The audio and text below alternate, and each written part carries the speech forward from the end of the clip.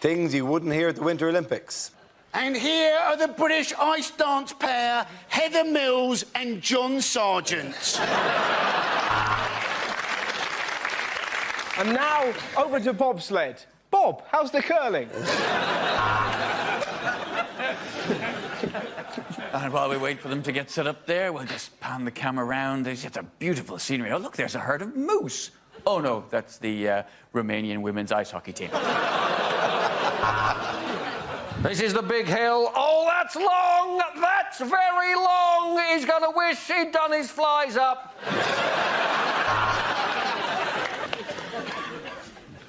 It's 1 a.m. in the UK. You're watching the women's figure skating. Why not just bite the bullet and turn to Television X for the 10-minute preview?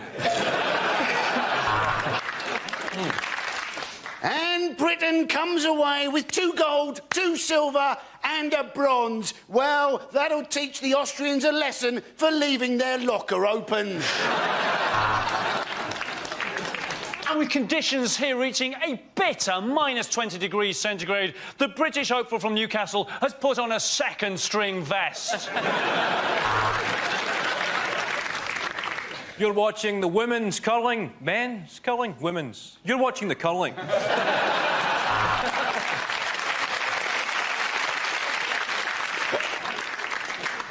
No one has more experience on the ice than him. What a wonderful games it's been so far for Pingu.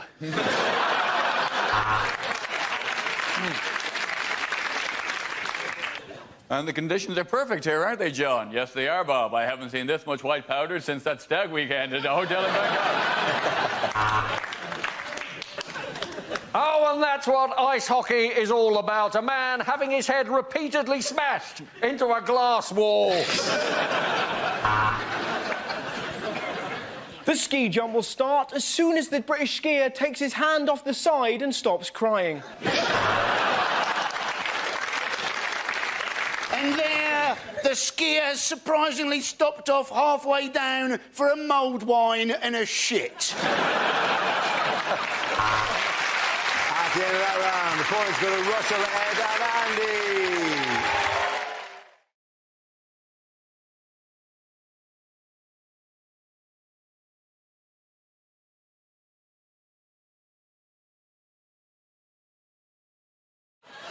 Why might we be hearing more of this sound?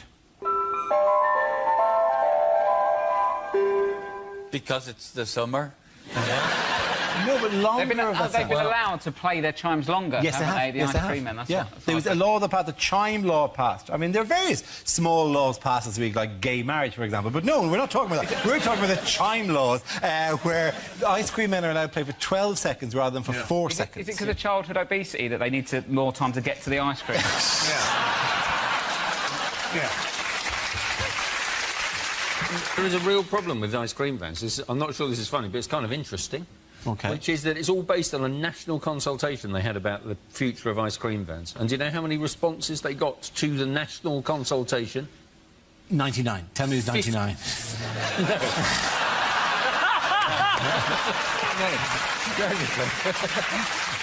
OK, at the moment that we're recording now, the what is the nation gearing up to? What is... Pancake Day. No. That's A royal baby. Yes, it is, yeah. David Beckham was asked, wasn't he, as to what he thought the kid should be called, and he said he thought it should be called David, but only if it was a boy. And you're thinking, when has David Beckham got so sensible about names? Auckland Harper Cruise. You can't tell whether it's male or female or a boat trip round New York.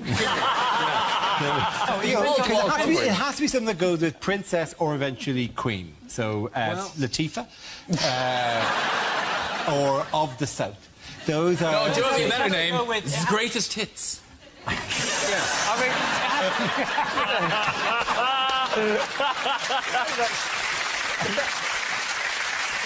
What name they give the baby should depend on what they take as a surname. So if they're going to go with Windsor, if it's a girl, Barbara, if it's a boy, Legoland, and if they're going with Cambridge, either way, Travelodge.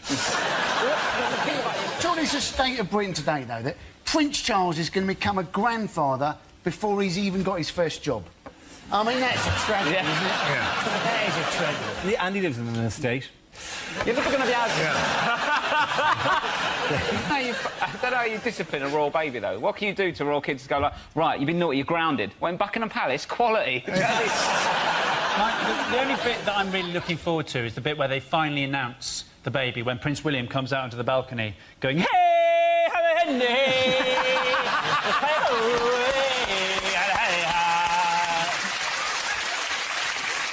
A man with children. Just a bunch of giraffes on the balcony.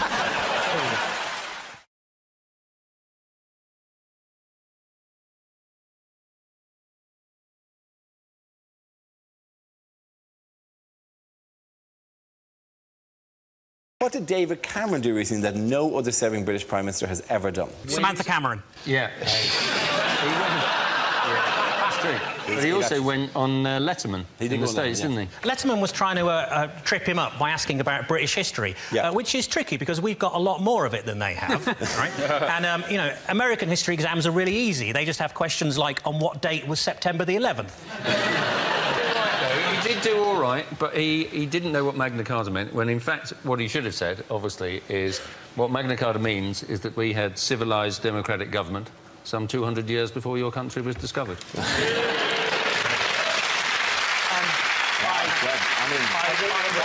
And also, I'd imagine, had he said that, it wouldn't quite have gone as well as an appearance as he would have liked. David Cameron was on a complete charm offensive. Look at you, your small, poxy country. Useless. We're older than you. Yeah. Older. Feel my history. He could. I think he could also have gone, you say your name is Letterman. In my country, we would call you Postman. I'm sorry. He wasn't going on as a Bond villain. I am from that would be Kill Cheek. Kill him now! They love us as villains. They love they always have English people as villains. They don't know who he is. This was we could have sent anybody. We should have sent Alan Rickman. Hello. Do you know what he came out to? Do you know I know what he came out to. He came out to loads of dry ice, and they said it represented a London fog, when we haven't had a London fog for over 100 years. That's the stereotype image that those Americans believe. What? The fat, dumb redneck.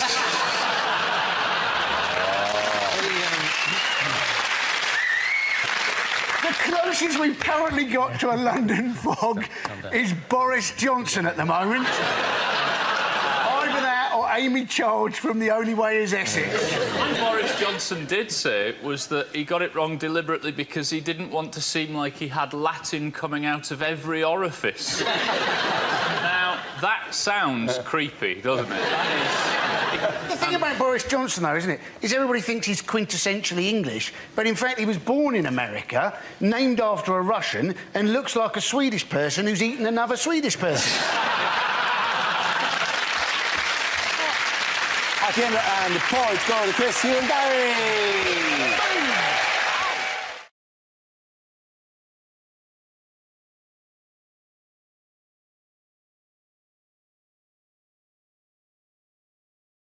What has been compared this week to a bad pub quiz? Is it not the week? Yeah.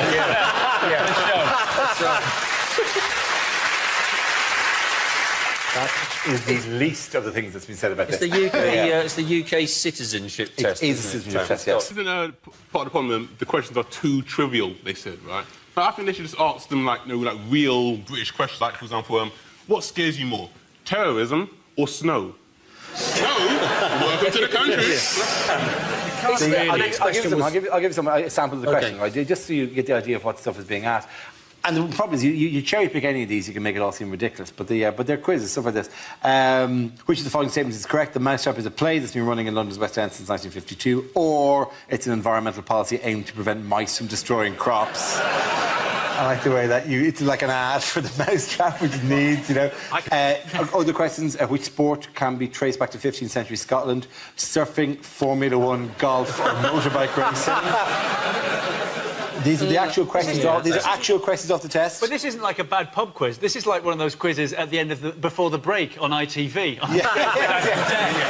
It is very, very difficult, though, isn't it? Because you've got to decide what to do with immigration. Everybody's got their different views on it. And the thing is that you have to make sure that people are going to fit in. And I heard this fantastic conversation with this bloke this week who went, what I should do is I should just ask one question, right? I should say, should there be immigration? And if they say no, you should let them in.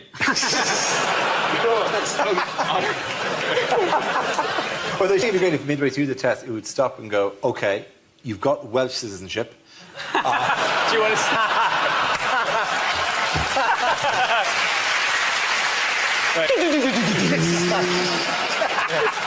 It's difficult, though, isn't it? For English citizenship, you should simply go, can you make this sound? I think all they need is, rather than a test, they should give them more that crib sheet they give to Indian call centre workers. You know, hello, this is Tony. No, it's not Tony. What's the weather there like, Tony? Rainy, yes. We've been found out, we've been found out. Shut it down, shut it down. Move to Lahore, move to Lahore, open up again.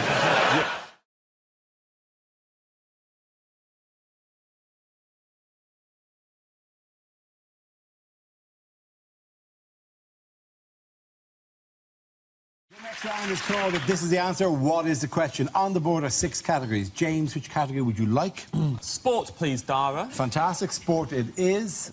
The answer is 20 minutes. What is the question? How long does it take to steam French beans so they don't squeak when you bite into them? What is a frankly disappointing distance for the TARDIS to travel back in time?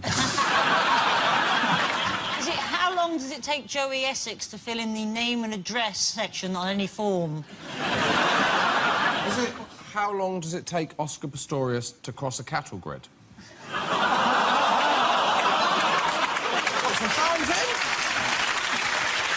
that a joke you wouldn't do on the last leg, is it, Schwitz? Famously one-legged host Adam Hill, is this? Were you bursting to get that joke out? Were you? I've been sitting up for weeks! On average, how long is it between Greek elections? How often does David Cameron have to take swine flu medication? Is it when a man says he's going to make love all night long, what does he really mean? Oh, let it go! It was one time, Gary! Is it true or false? People don't understand true or false questions.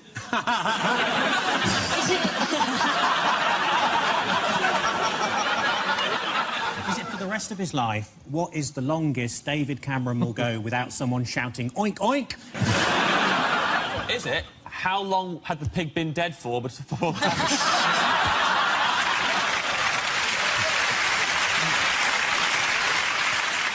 Is it how long was I watching the footy drunk for last Friday before I realised they were playing rugby? OK, do you know what it is? Yeah. It is, I think, how long was the opening ceremony to the Rugby World Cup? Absolutely, thank you very much. Yes.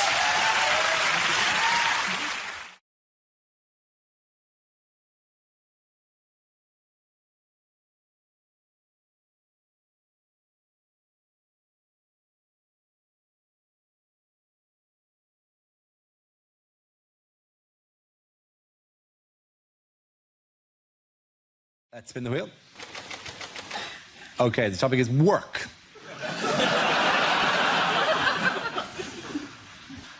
I nearly lost my job as a roofer when I was caught masturbating on the first day. Yeah, luckily, my boss said I could wipe the slate clean.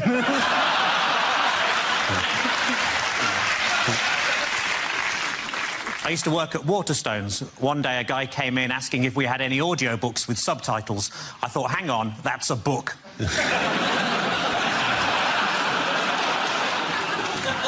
The circus near me held a competition to find the best contortionist, so I entered myself and won. In my old job, I just used to punch buttons all day, and that's why I'm no longer allowed to work in panto. I've got 2 lawyers working for me at the minute. One's pro bono, and the other thinks he's a right pretentious twat.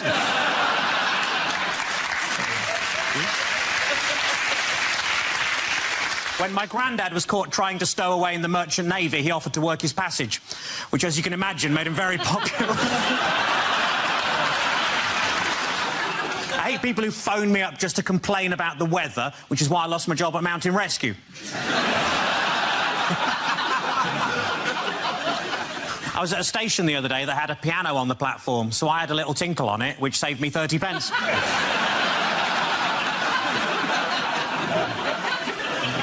I went on a positive thinking course. It was shit. I bought a Microsoft Advent calendar. If you open too many windows at once, they all shut again for no bloody reason. Thank you. Well done. Very good. Adding points for both of you. Well done. Come on, sit back in.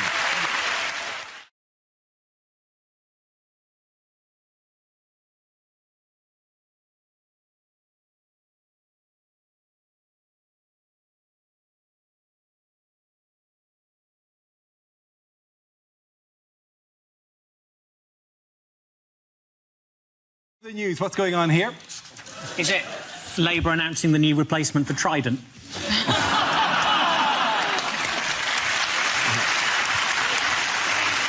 Is it like shocking photos of Tyson Fury before the alleged doping? Is he saying, "Hi, I'd like you to buy my lean green grilling machine"? To be fair, though, boxing Corbyn would be a nightmare, wouldn't it? You don't give up at the best of times. Like, he's been knocked out 5 times, the refs go, "I'm going to stop." He goes, "No, I intend to carry on." Not until the membership of the party have decided I shall leave. You've got no face left, Corbyn. I think he's probably going, "The gloves are off." Oh, hang on. It is, of course, Jeremy Corbyn who, in the last week of the Labour leadership campaign, faces scrutiny of the influence of the hard left within the party. Yes, a lot of analysis going on about momentum now and how much influence momentum have. Yeah, I only heard of Momentum this week, and they sound like either a really naff team on The Apprentice or an amazing dance group on Britain's Got Talent. I thought it sounds like a bit of medicine to help relieve constipation. Take momentum. Do that face again. That's me if I've had to do... It just flies out of me and then you're bright as rain. That's the advert I'm doing next week. Momentum for men. Keep your composure. I am going to spend most of the next week replaying the inevitable gif that is going to come out of that. That will be captioned Rob's sex face. Yes, it's Momentum. By the way, who are, you know, they're a very passionate organisation who tweet a lot and get in touch a lot with shows when they're criticised. So a big hello to all of you on Twitter. Who nonetheless accuse me of being part of some sort of BBC-wide conspiracy. Anytime you vaguely criticise Corbyn, it's like, oh, this is them with the computer over there. Not just furiously banging a thing, going, you, and part of the BBC, the anti-Corbyn, like the BBC sit me down with Hugh Edwards and Fiona Bruce and the team from Match of the Day and tell us how we're supposed to hate Corbyn. Like, I can't even get into the BBC building, for Christ's sake.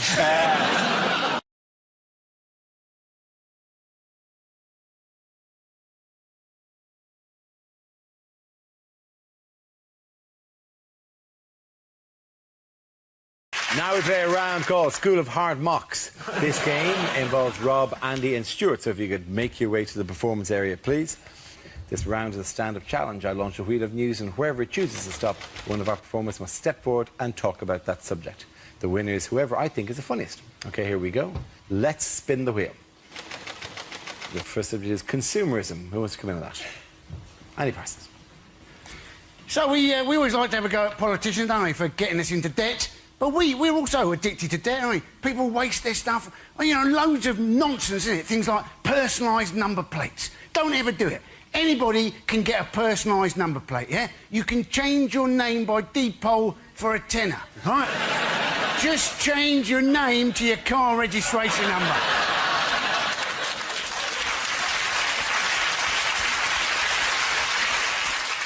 And there's the same people going, oh, yeah, look, I've got a new watch. Got a new watch, I have? Yeah, it's a diver's watch, yeah? Goes down to a depth of 200 metres, this does. 200 metres is the depth of the North Sea. If you find yourself at the bottom of the North Sea, you're not diving. The ship has sunk, the air bubble is running out, and it's going to be little consolation you know what the bloody time. Thank you very much, Eddie Parsons. OK, let's spin the wheel again. The next bit is food. Who wants to come in? Rob. I like food. I eat it most days. And the thing is that I've moved out with mum's now, so I go home and see my mum and dad, and I'm excited to see them, but I'm more excited to see the contents of the fridge. But she's on a diet, my mum, right? She got all the brothers round, me brothers round for a Sunday lunch. You know what she did, the whole family, for Sunday lunch? Couscous. For lunch. Right? I rang Childline, they didn't want to know. I don't trust couscous, to be honest with you. Anything you put in your mouth that feels already chewed should not be in there. It's fat sand, I don't want any part of it. Right? She served it with toasted pita bread. Have you ever toasted pita? Anyway, why is it so hot? Had a bit of folded bread, what's its problem? A bit of toast pops out warm and toasty, the pita's on fire. Once you get past the outer cook, I've got the dragon breath inside to deal with. There's only two things in the world hotter than toasted pita bread. One's the sun, yeah? And the other's a cheese and tomato toasted sandwich. What's that prick's problem, right? What's his problem? Do you know what I mean? The cheese, I've not got a problem with the cheese. The tomatoes? They're little slices of lava. I'll put you in a toasted sandwich, mate, not Dante's Peak. What are you doing? You bite into it, anchor onto the slice, you pull the sandwich away, the slice stays, slaps you on the face, burns your face off. 3 days, I had a big red circle like that. I look like a thirsty dog. Well done, Rob. OK, that leaves us with Stuart. Let's see what you've got. Spin the wheel. And the topic is jobs. Where you go. Was my French teacher into golden showers? Oui.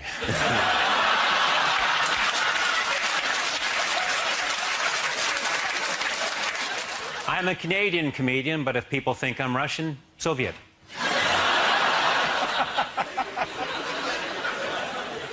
As a gynecologist, I was terrified of vaginas. I won't go into it. Very sad, I've just come back from the funeral of my coke dealer.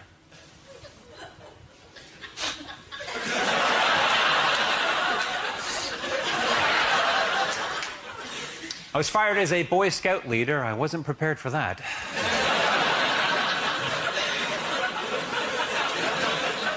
I used to be a sarcastic high jump coach. Get over it!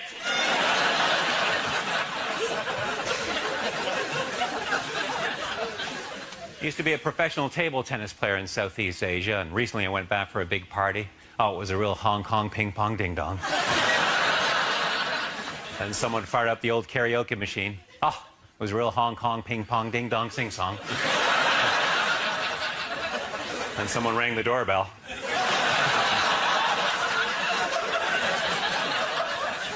Cops. It was the cops. I used to be a cop. One night a guy asked me if he could urinate on my wrist. I said, not on my watch. Thank you very much. Good night. Thank you very much, Stuart Francis. Points there for Stuart and Rob and Andy. What the hell? Come on, everyone gets points.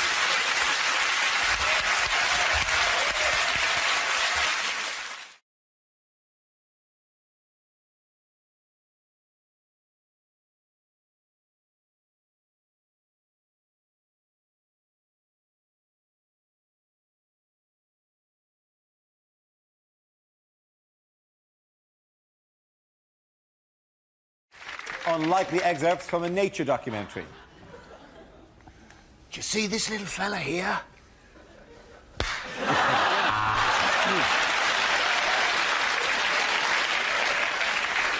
Pull! I'm having to whisper because this woman's husband is in the room next door. This beautiful hummingbird is no match for my squash racket. And I'm having to whisper because this bear has got me in a headlock. Penguin with his head trapped in a beer can. Tragic, and yet somehow hilarious.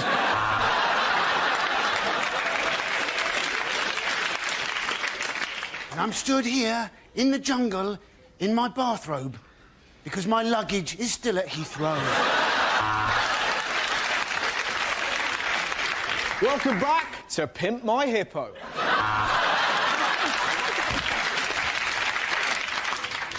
And here we have two insects shagging away.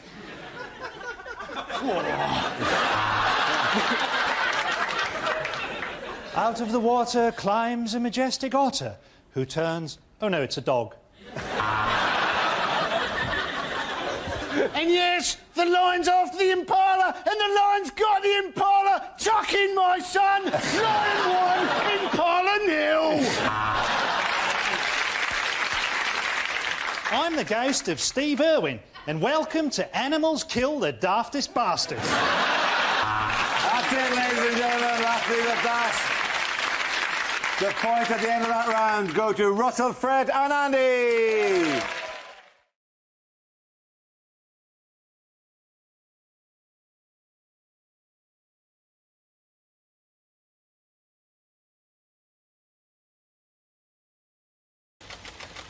The next topic is sport. Do you know, I've heard a rumour that horse racing may not be completely honest. It's unbelievable, isn't it? But how do you stop the corruption? Well, one solution may be to call horses something like mafia-backed second favourite. Because if everyone did that, everyone would be confused, no one would know who to bet on, and the whole thing would be fair again. And often the first to show is blatantly bribe, followed by mafia-backed second favourite. They're just ahead of Dope to the Gills, Mysterious Limp, and just behind them, Out for a Canter, and I'll Fall at the Fifth. And as they come to the fifth, I'll Fall at the Fifth has fallen. I'll Fall at the Fifth has fallen at the fifth in a magnificent display of cheating. And they're coming into the final furlong. Mysterious Limp is slowing. Out for a Canter is clearly struggling, but coming through strongly is mafia-backed second favourite. And as they cross the line, mafia-backed second favourite has won it, which is remarkable, seeing as he has no head. That's been left in someone's bed for tomorrow morning. Well done, you.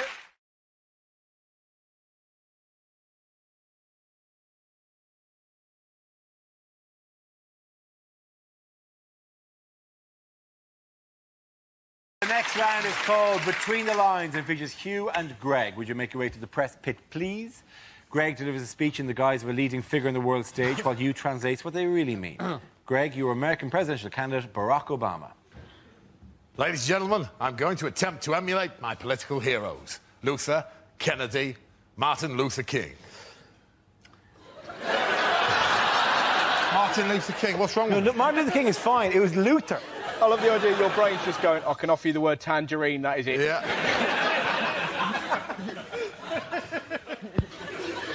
Ladies and gentlemen, I'm going to attempt to emulate my political heroes. Lincoln, Kennedy, Luther King. I'm going to be assassinated. Hillary is a wonderful politician, and I'm delighted to have her continued support. Loser! Loser! George Bush has been giving me some tips. He still thinks I'm the valet. He parks his car. I have the greatest of respect for all of Senator McCain's achievements. Oven chips.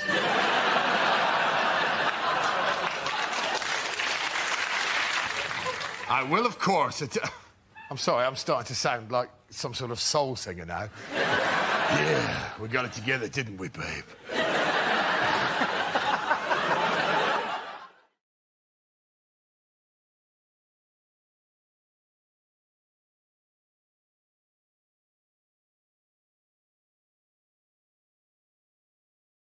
You wouldn't hear on the radio. Mime.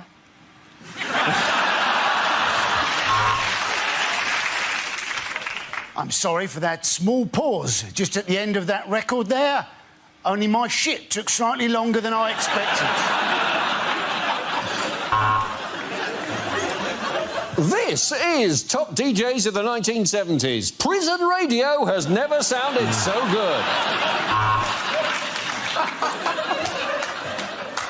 A hideous car crash has occurred at the end of the A19. It's called Doncaster.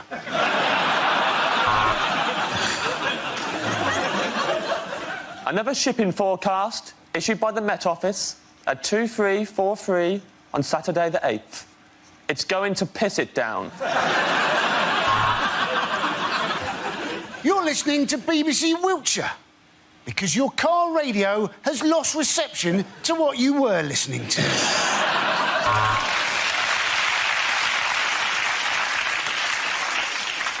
And next up on the Archers, there's an axe murderer on the loose. Not really. Someone has an argument with their housekeeper.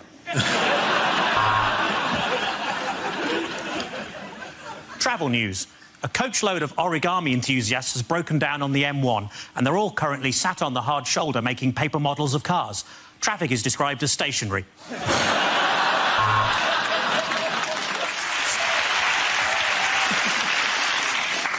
You're listening to Saga Radio.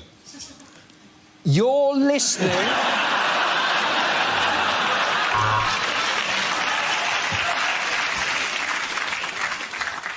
Lidl, Aldi, later Tesco. This concludes the shopping forecast.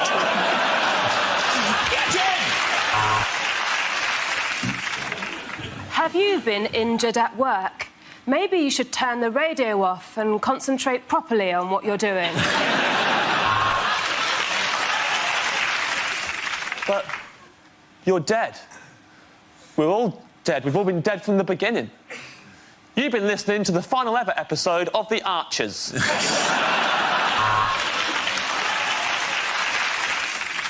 Next up on Gardener's Question Time, I'll be trying not to laugh like a schoolboy when a woman phones in with a problem about her box hedge.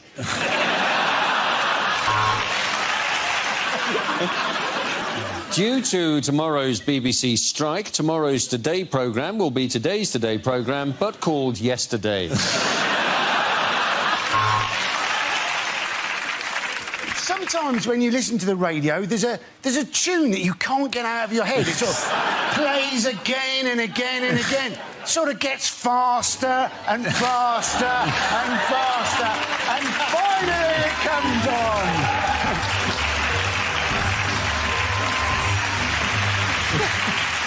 Okay, give that round of applause to James, Sarah and Andy.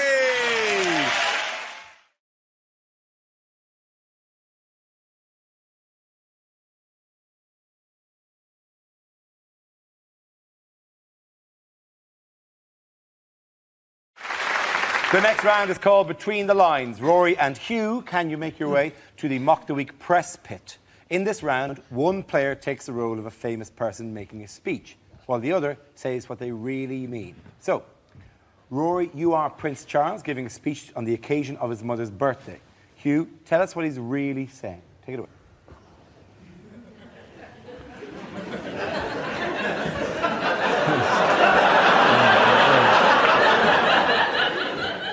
Hello, Mummy.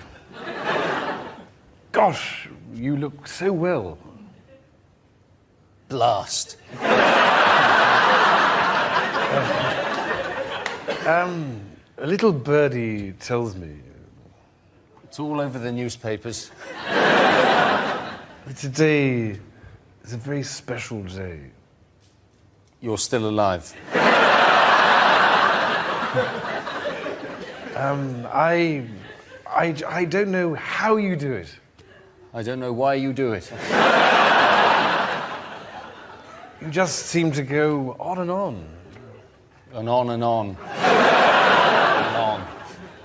I'm sure I speak for the rest of the family when I say...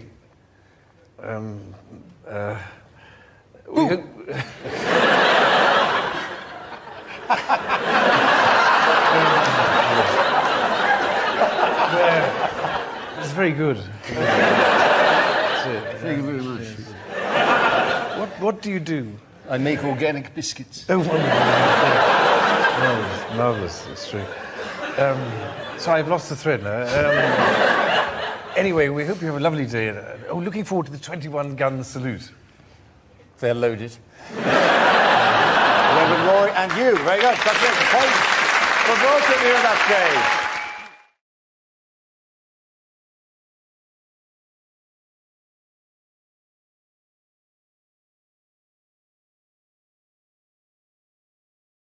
The next topic is unlikely things to hear over a tannoy.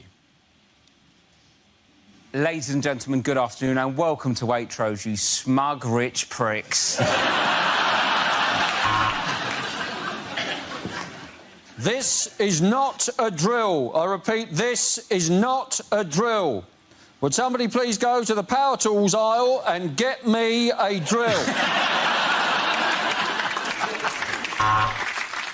If you see an unattended bag, please don't report it. Remember, you're in world of luggage.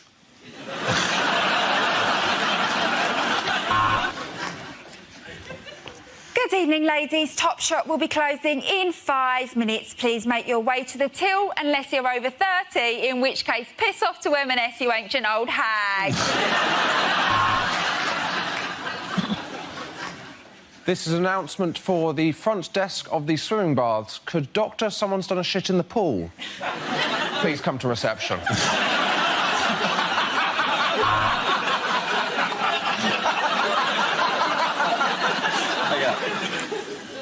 Would the couple having sex in aisle 2 please stop? Spillage in aisle 2.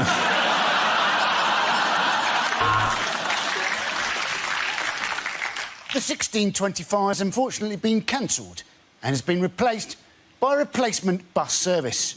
EasyJet would like to apologise to all passengers who are going to Greece. I only work in the post office for the crumpet. Watch this.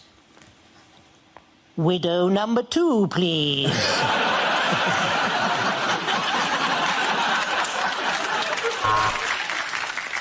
In tonight's performance of Chitty Chitty Bang Bang, the part of the child catcher will be played by a 1970s TV presenter.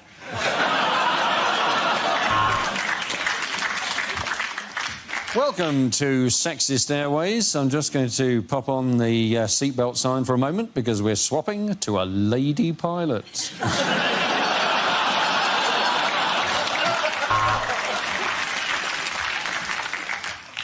We are now coming into land in Russia, where the local time is 1956.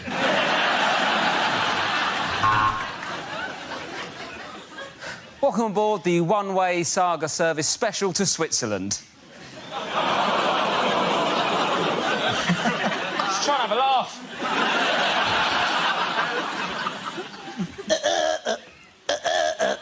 Attention to the submarine crew of HMS Nando's. Be careful not to burn your eyes on the periscope.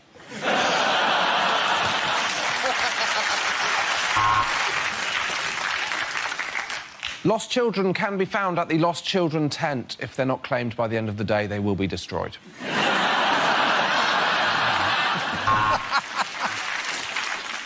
Welcome to Megabus. Things haven't worked out quite as well as you were hoping, have they? Welcome to the sexist supermarket. Checkout number 3.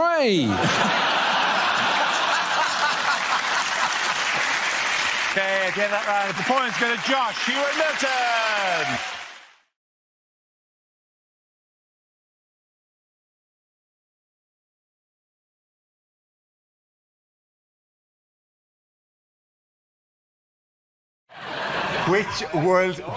Which world leaders' holiday photographs have been in the news? It's just Putin, isn't it? This is, of course, Putin. These photos are great. Yeah. That's Vladimir Putin just striding randomly across the lake. He looks like a gay porn star, doesn't he? By the way, that's November. But he was going on a trip, wasn't he, to thank Prince Albert of Monaco for helping them get the Winter Olympic Games. Yeah. And Prince Albert, seeing these photos, he'd be thinking, crikey, what have I let myself in for, won't he?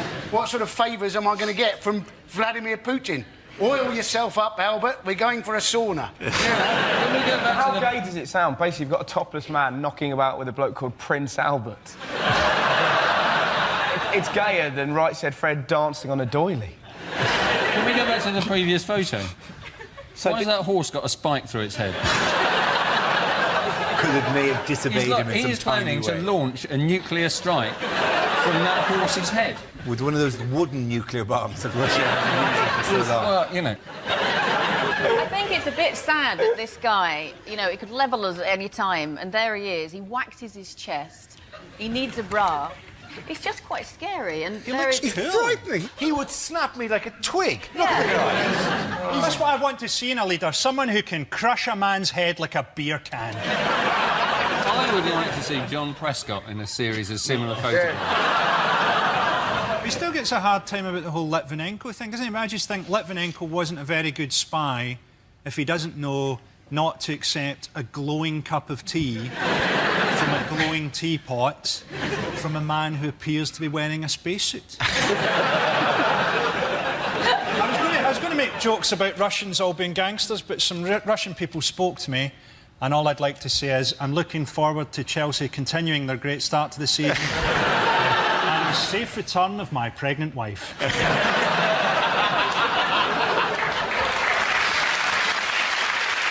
At the end of that round, the points go to Russell, David and Andy.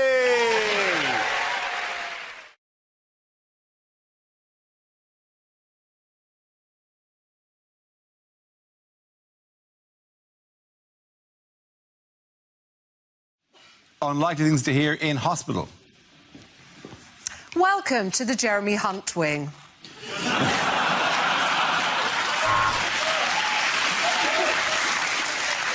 Of course the influence of private companies hasn't affected the NHS. Just ask my colleague, Dr. Pepper.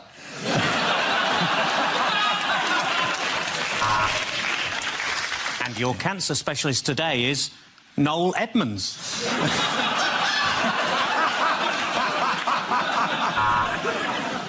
Don't worry, Mr. Thomas, you won't be on that trolley in the corridor for much longer. We're taking it back to Tesco to get our pound back.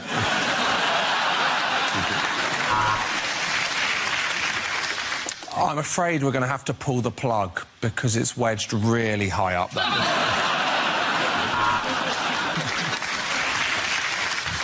He's gone into cardiac arrest. Get the defibrillator. The defibrillator. The defibrillator. Oh, it's too late. He's dead. Yeah, no, I spoke to the person from NHS 111 and they were just really helpful.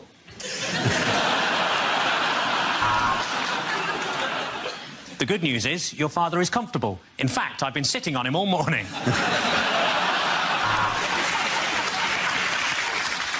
OK, let's call the time of death at 4:15. He's not dead yet, but it's a Friday, and if we leave now, we can beat the traffic.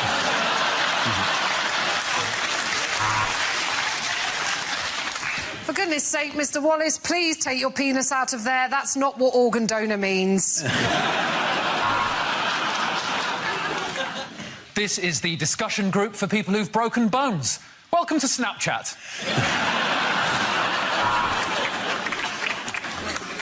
Now, we're going to need to put you to sleep, so I've got 2 tickets to see Dara O'Brien live in Belgium.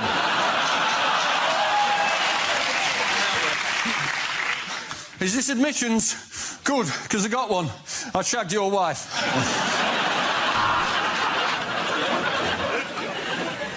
The good news is we're ready to take you into theatre. The bad news is it's a theatre in Brussels.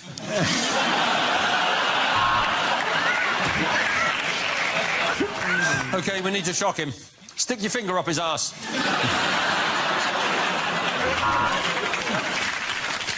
We've given your wife gas and air. And by that, I mean I farted and the nurse opened a window.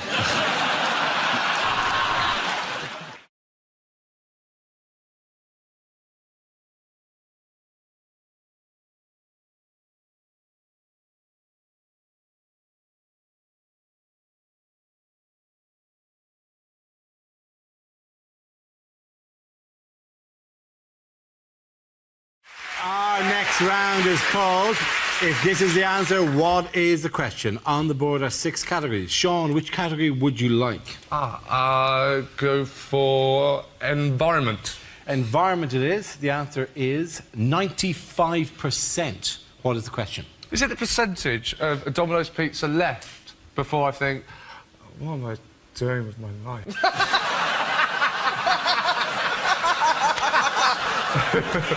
If somebody tells me that Mark Darcy has been killed off for the next Bridget Jones book, what are the chances that I don't give a shit? Does it express 19/20ths as a fraction? That's not a fraction. 38 not 2. Oh, the other way around. No. How much of Peter Crouch is limbs? Is it what proportion of accidents in hand grenade shops are caused by assistants saying, "Can I have your pin, please"? What percentage of Hawaii's income is made by Milton buying shirts?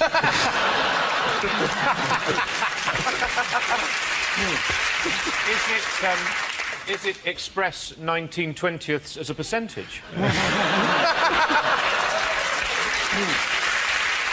Is it, if I send a text on the new iPhone, how much battery will it drain? Is it, how sure am I, Merry Christmas, that this answer will end up in the Christmas compilation? Is it express 76/80ths as... That's whatever they're called. Is it, what are the chances I'm going to shove Miles' abacus up his arse? Is it what are the chances Richard Dawkins will be turned away from heaven? Is it what rating does Paradise currently have on TripAdvisor? Is it what looks like one neighbour talking to another neighbour over the fence about the two big numbers in his garden?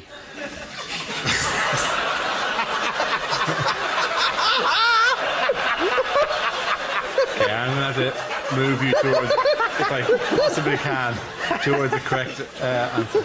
Is it what are the chances that humans created climate change? That's absolutely right. Very, very good. Thank you very much. Well done. Good job. Josh. Really enjoyed it.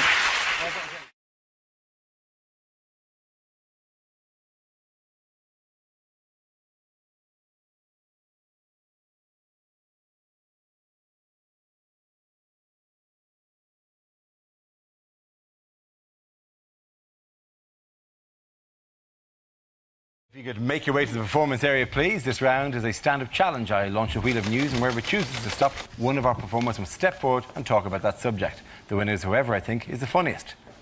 OK, here we go. Let's spin the wheel. And it's the economy. Any persons?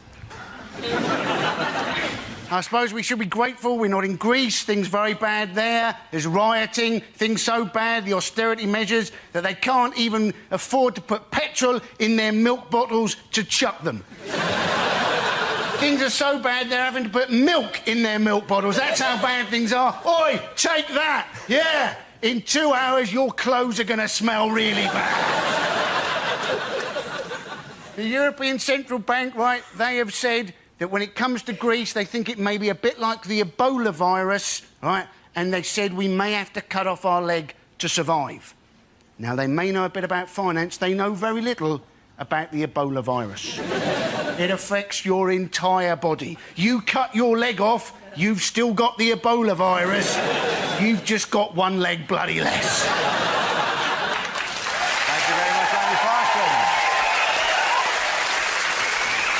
OK, let's spin the wheel again. The subject is clubbing. Who wants to talk about that? Miles. Yeah, well, I'm sure you can all tell I'm a bit of a clubber. Nothing I like more than getting down to the local hotspot and shaking the old batty and ting, a bit of shawaddy-waddy. Don't mind if I do. No, I have tried nightclubbing. It's not really my thing. I'm a bit too delicate, my system. I was in a nightclub recently. A fellow young raver danced up and shouted, "I'm loving it, loving it, loving it!" I replied, "I'm finding it all a bit noisy, finding it all a bit noisy, finding it all a bit noisy."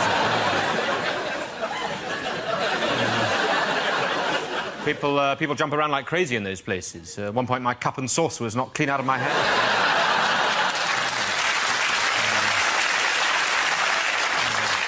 It's tricky. I mean, I've tried the dancing. That's not my thing either. I don't care if I haven't got sexy Latin rhythms. I've got a Latin A-level.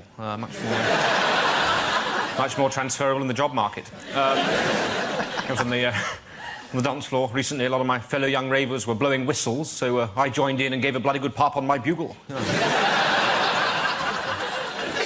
Unfortunately, that meant half the Bosworth Hunt came charging in across the dance. Hounds mistook 3 of the ginger students for foxes, and there was a hell of a mess. Thank you very much, Master. OK, that leaves us with Jack. Let's see what you've been left with. Let's spin the wheel. And the topic is health. I know what you're thinking. Yeah, that is my gun. So, we are in the midst of an obesity epidemic, and the people I blame, definitely, are the supermarkets, because I don't think they're doing enough, right? Like, you go into any supermarket now, you buy food. If you care about what you put into your body, you look at the nutritional information, you know, the little wheel of guilt that every packet has on it now. That lures you in, doesn't it? Like, you buy something, like ice cream. It's like, this ice cream only contains 5% of your daily intake of calories. You're like, oh, that's very promising. I'll buy and eat the ice cream then. Then you look up a little bit closer, above the little wheel of guilt, tiny white writing, 1/8 of a tub. Oh, you cheeky bastard. You're not allowed to do that. Put on the packet whatever makes it sound good to sell the product, then make up a ludicrously unrealistic portion size so I buy it like a twat. That's like Greg's going, this sausage roll only contains 2% of your daily intake of calories, if you lick it. It needs to be more. I think what the supermarkets need to start doing is putting warnings on their packets of food, like they do with cigarettes. You buy cigarettes, it's got a horrible picture of, like, a lung caked in shit. You're like, oh, I don't want to smell that. You should do it with food. Tesco's, on cakes, should just have pictures of, I don't know, a really fat woman crying as she walks out of Topshop empty-handed. OK, at the end of that round, what the hell? Points for everyone. Come on, sit back down here.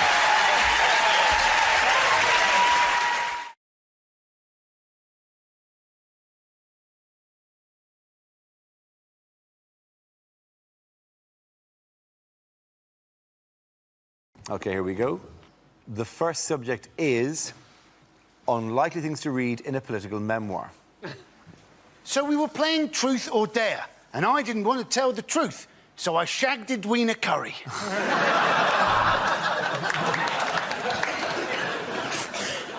Big Ben struck 12 and stopped. Thank God. My buttocks were on fire.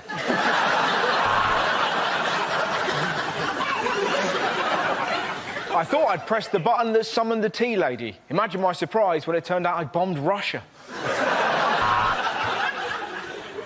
I think the greatest thing about meeting the Queen was listening to him singing Candle in the Wind. Yeah. Say what you like about Robert Mugabe, but that moustache makes all the difference to foreplay. I suspected that John Prescott was having an affair when the 4 legs of his desk came through the ceiling above me. I was actually at college with Saddam Hussein. We were at Sussex together doing chemistry and combined inhumanities. At the start, there were 3 women in the cabinet, 5 in the cellar and 2 under the patio. Deciding to go to war was one of the tensest games of eeny, meeny, miny, mo I have ever played. We'd sometimes break up boring cabinet meetings by convincing David Blunkett he was black.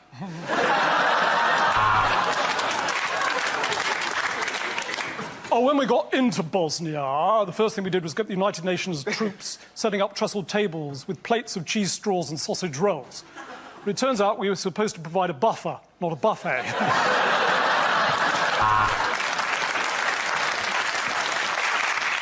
John Prescott, a book by me.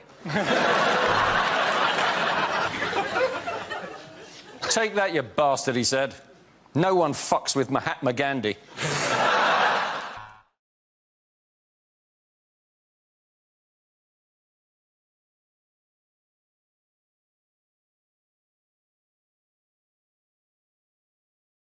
The first topic is science and technology. Who wants to come in on that? Andy Parsons.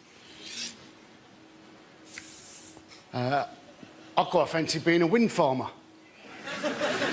No, because I think out of all the farmer jobs, it's got to be the easiest, isn't it?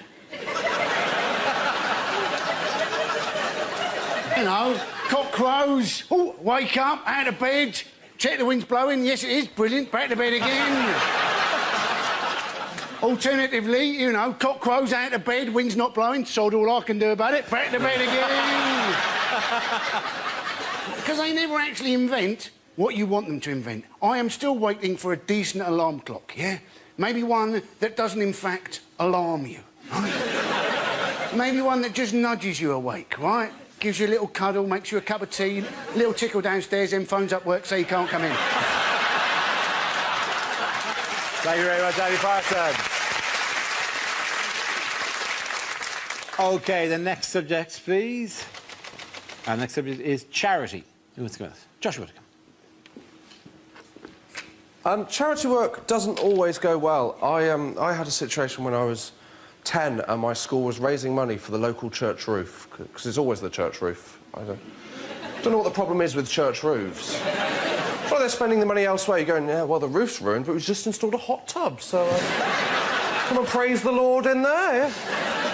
We all had to do different things, and me and my best friend Thomas decided what we were going to do. We were going to walk the 3 miles to our nearest market town, wearing Wellington boots full of custard, right? We thought this would be good. And it would have been good, but for one small issue, which was when preparing the custard for the Wellington boot, my mum didn't think that we might want it served at a lower temperature. And you would serve it on an apple crumble. I tell you now, there are a few things in your life more terrifying than looking at your Wellington boots and seeing them steaming like the entrance to stars in their eyes. I'm not putting my foot in there, that's boiling hot. Mum said, isn't that the challenge? No, that is not the challenge. Don't know if you ever put your foot in a Wellington boot of boiling hot custard. A few of you might have. What is it? Similar to a hot bath. With a hot bath, it goes something like this. It goes... that is too hot. With a Wellington boot of boiling hot custard, more like this.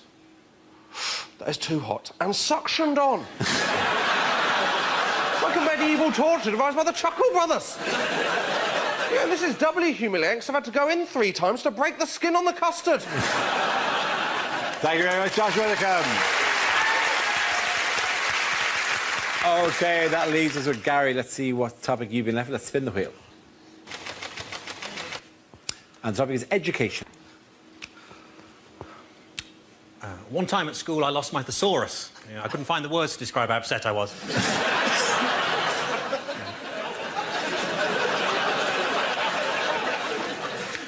I remember sitting in psychology class, learning about Pavlov, thinking, no stupid dogs. And then the bell went and we all had lunch. I'm sitting at home, this guy knocks on my door. Have you ever considered an alternative energy supplier? I'm like, no, I'm quite happy with food.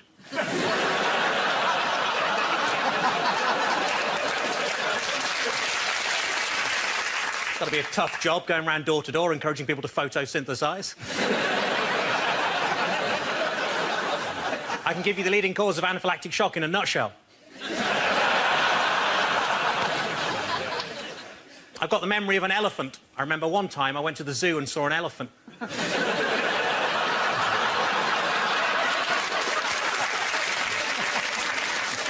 My nan recently claimed that she once gave a hand job to Albert Einstein.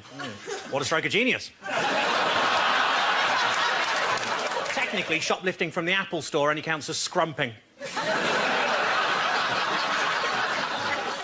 Sex education lessons at our school were pretty weird.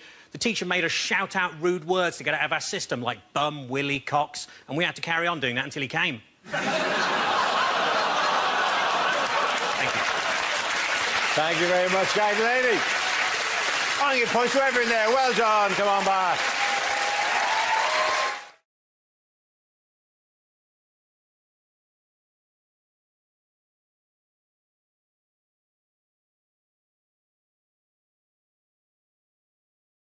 The answer is 1,000,000%. What is the question? Is it, what is the blood alcohol content of Amy Winehouse? Is it, after a recent power surge, what did Stephen Hawking say over and over again for 3 days? How much does Max Mosley's blood pressure go up when he smells leather?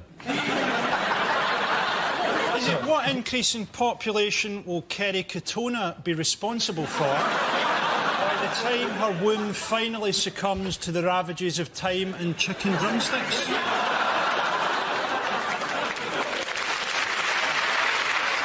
Is it? How much did exaggerations go up last year? Is the real answer what is the rate of inflation in Zimbabwe? Yes, it is, actually, yes. Very good, Lucy Porter, yeah. Yes, this is the question I was looking for, is what is the estimated current inflation rate in Zimbabwe? This is the escalating economic disaster under Robert Mugabe's regime, with prices doubling every hour. Many Zimbabweans are now unable to afford even the most basic supply. You wouldn't spend too long browsing in a Zimbabwean shop, would you? Do you know that they did a survey this week said that Zimbabwean people are the least contented people in the world? Just no pleasing some people. They've had an election, they've got loads of money. What do you want, for God's sake? They've had an election that was so corrupt that second place actually went to Ant and Dec. To be fair, though, I mean, people give him a hard time, but he actually, you know, he ran a good campaign. He had a good slogan, vote for me and I won't kill you. And he was very good on Zimbabwean question time. That's a good question. Have him taken away and killed. I do genuinely, like Frankie says, as you know, in the international community, are just sort of making these symbolic gestures. Say the EU say they won't recognise the legitimacy of his government, but that is irrelevant. He continues. It's a nonsense. There's no reality in that gesture. It's like taking away Joseph Fritzl's Dad of the Year mug. It's really, it's completely meaningless. And then our big solution to this, as a government, as a nation, as a force, Gordon Brown meets with Cobra to decide, it's the big one, we're going to remove cricket, we won't play you at cricket. Like that, like this is going to, you know, tame criminals, like you're going to have people being sent down for murder and rape. 2 years, no cricket, suspended, no Scrabble. It's a complete nonsense. No French cricket, no cricket of any time. Like Mugabe's going to react to that. Like he's going to go, I will remove myself from government. I already have 2020 tickets. I cannot... Gordon Brown, why you be so harsh with this nation? It's nonsense. That was an incredible impression. I just want to say... I know it's difficult. Can I just say, with that level of impressionistic ability, you are going to fit right in on this show. Gordon Brown, why you take away my cricket? OK, let me give you a hint. He doesn't speak as if he's going to turn and play something on the steel drum for 10 minutes. He does. It went a bit West Indian. Election and ting. But did they tally up the votes? They are going to tally the banana. I've never really heard him speak. Have you heard him speak? What, so you just made up whatever accent you felt like? Why didn't you give him like a Dutch... Give him a Dutch accent or something. Make it give him like a comedy. I'd alternatively like to do my impression of Morgan Tsvangirai. No. Did you see, though, that he'd apparently gone into hiding in the Dutch embassy? Now, if they know where he is, surely he hasn't gone into hiding. You didn't go, oh, let's play hide and seek, you count to 10, and when you open your eyes, I'm in that tree over there. Let's be honest, of all the places you're going to hide, once the Colombian embassy are too paranoid to open the door, second place is obviously the Dutch embassy, who are always willing to let anybody in case they have pizza. Just come on in, man, it's party time, what's going on out there? That's a Dutch accent. That's great. Very good accent.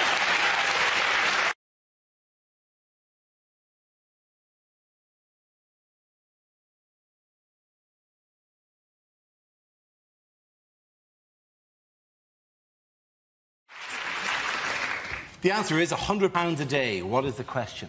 Is it according to The Sun, how much does the average beggar make a day? You're ruining by saying a day when it's already got a day in the answer. Okay. Is it? Let me have another crack at that Your one. repetition of a day. Say it without a day and I'll watch. What's happened? Well, I was just about Hang on a to. minute. Ed's turned into like the Microsoft paperclip. He's trying to write his letter. You're doing it wrong. Are you doing a list? According to The Sun, right, what does a beggar earn?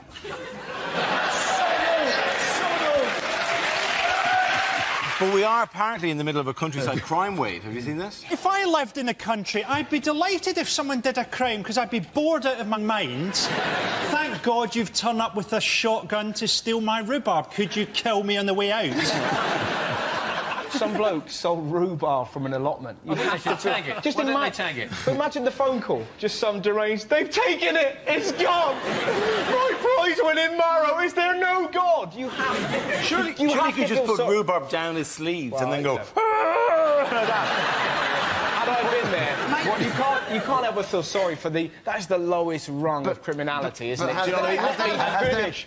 Just... I'm going to kill myself here. Beautiful. Vintage Mock the Week. He brought up the subject just so someone else could do a joke on it. Surely he might have been working towards a punchline. You ignorant...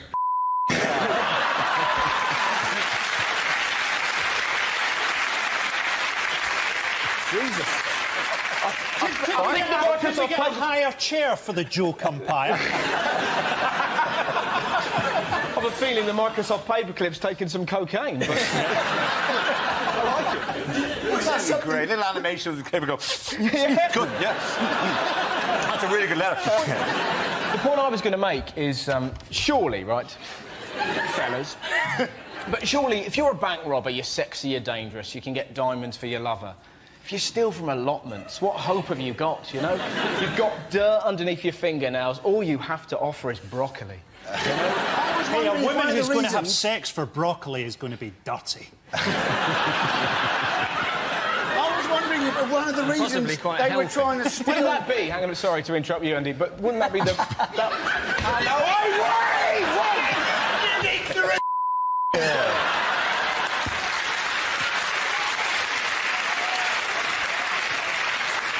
Frankly, I wish to go on the record and say I have now lost control.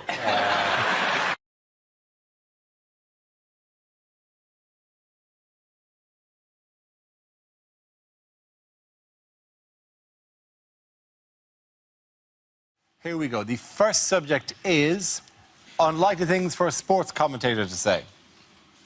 And Hamilton takes the checkered flag. Give back the checkered flag! And you join us tonight for the boxing. I really hope a fight doesn't kick off like last time. Guys, can't we just talk about... Welcome to Under-16s badminton, where the players are still laughing at the word shuttlecock.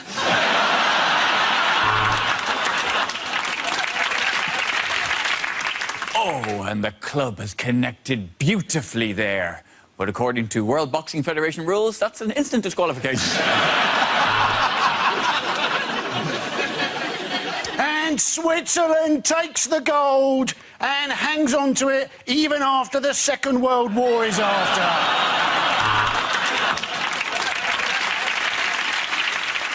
He turns, he shoots, and that is a horrible end to the Grand National.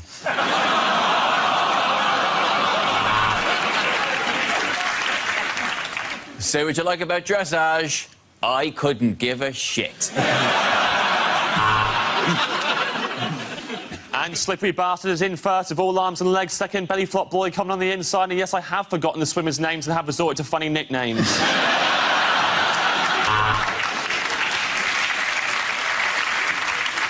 And you join me here in Helsinki for the final of the curling. And you know what that means? My career is going shit. And the referee checks his watch and realises it was given by the Brazilian FA. He's going to have to return it. Oh, so will it be Oxford? Will it be Cambridge? Who will provide most of the new cabinet? And there's a streaker on the pitch. 2 words, hubba, hubba. And as they take the last bend, that is the end of the Ben Stealing Championships.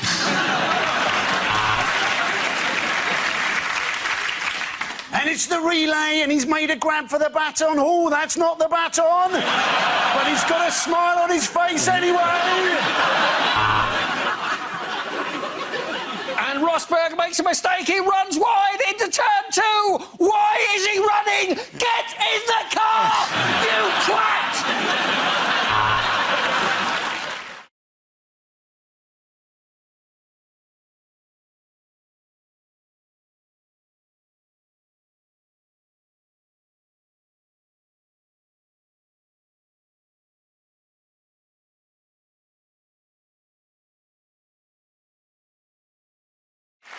We start with a round called If This Is the Answer, What Is the Question? On the board are 6 categories. Fred, which category would you like? World news, please, Dana. OK, your category is world news. The answer is 1/5. What's the question? Is this what fraction of the Jackson 5 might miss the Christmas party? Is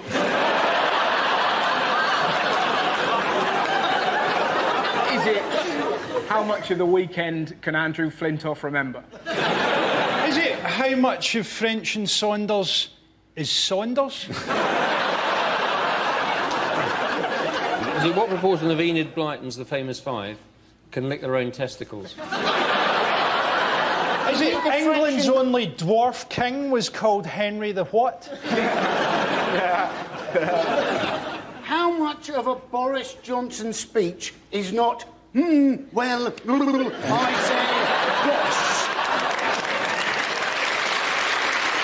say, Is it how does Jamie Oliver pronounce one fish? Is it how much of Wikipedia is true? I'll tell you, on that... Actually, I won't mention that on telly. What does it say about you? Go on, what does it say about you? No, go on. It says, somebody's written, I was once kicked out of a zoo for punching a monkey, and then somebody underneath has put correction, he spanked the monkey. I didn't do either. In my bit on a trivia about me, it says, I once aided the RSPCA in saving a goose from a tile shop. I don't remember the event. It's incredibly specific. What's the point of Wikipedia if people just write it themselves? I think every Wikipedia entry should have to start with "I reckon." Probably. Yeah. Do you know On what? the balance Somebody of else. possibilities. I've just remembered another. This is a creepy thing that somebody put on my Wikipedia. They said of me, he looks like the kind of straight bloke that would be quite good at gay sex. I'll be honest, when I read that, I did go, get in. But he went on to say, but he looks like he'd cry afterwards. So there's part of me now that wants to find a gay man to test the theory. So if there's any out there, bring it. I suspect there will be a few out there. Yeah. Probably about 1/5. There you go.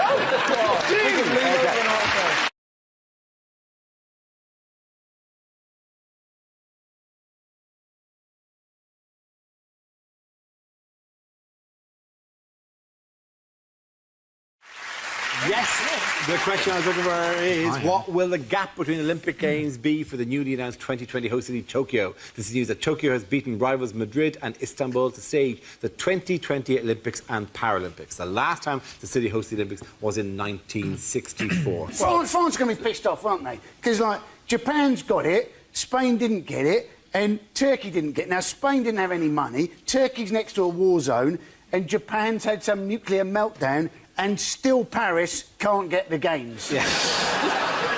Aren't the 2020 Olympics for people with perfect vision? Harsh for the 2020 Paralympics blind events, if you expect that as well. Honestly. I think the mascot for the 2020 Tokyo Olympics has got to be Godzilla, hasn't it? I mean, it'd be fantastic. They're all doing the sailing, and then suddenly this mascot looms out of the sea. They'll break world records. They'll never have sailed that quickly. They said, didn't they? They said that Fukushima was no problem because it's... how far away is it? It's 100 miles away. So that gives them lots of time to stop the mutant lizard destroying the opening ceremony. I didn't know Boris Johnson was going. Yeah. How are they... So what is the Japanese government going to do about Fukushima? In my experience, these things tend to sort themselves out. Give it a couple of million years, it'll be fine. This too shall pass. Just about 10 million years. Just hope during the Olympics the rowers don't fall out of their boats, you know, into the radioactive water. Double skulls? Yes, actually. Copter fours. I'm with you. The Fukushima is they're going to build an ice wall to trap the water, because the water's dripping out of them. Is it being solved by the X-Men or something? I'm not saying they're going to build it with their minds. They're going to have to take with the machine and stuff. They're going to storm, make ice wall with your breath. What will the ice wall do then? You did physics. It'll block the bad things from getting into the other place. Obviously, I've made it a little bit more comprehensible. They've actually restarted fishing off Fukushima, haven't they? And so you can now apparently get real fish fingers and, and a cod drumstick. So, Which sports, by the way, are back in the Olympics and look like they weren't going to be in? Whaling. Yeah. You watch, they'll be right back into that. Yeah. Kiss chase. Yeah, kiss chase is in, yeah. Hide and seek, they're doing that. Hide and seek was. Somebody actually did propose hide and seek. Iraq would win that. Yeah.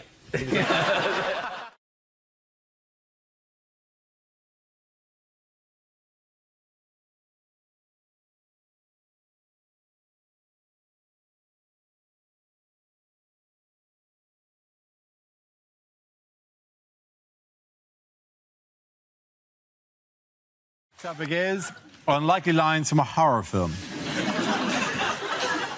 I know what you did last summer because you keep posting all your boring shit on Facebook.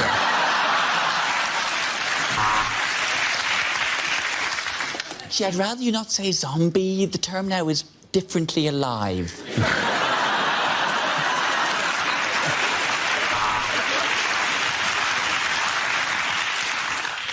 I have a message from the other side. We have Bake Off now.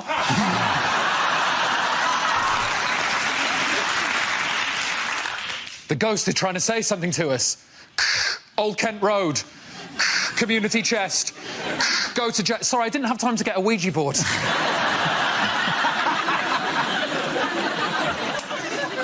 my God! Everybody, run! Oh, no, it's just some fat prick with a Nerf gun.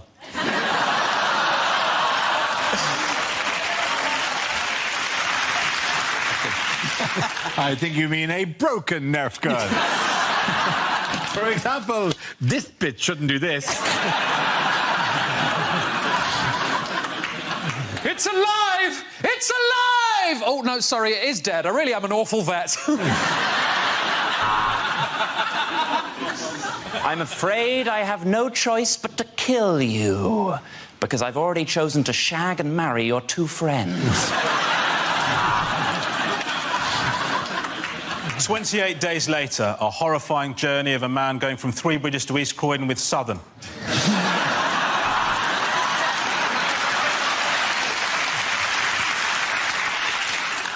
I see dead people. Oh, no, my bad. It's Keith Richards.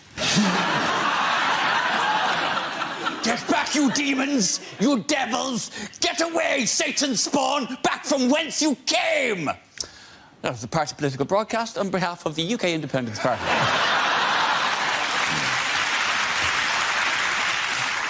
Here's Johnny, and then I'm going to put it on my willy, and then we're going to have sexy.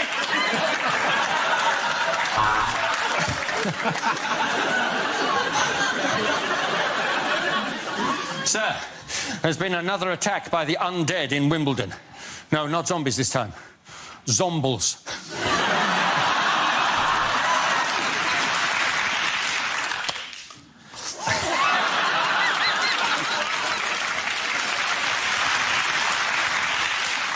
A seance? No. I've been pronouncing it seance.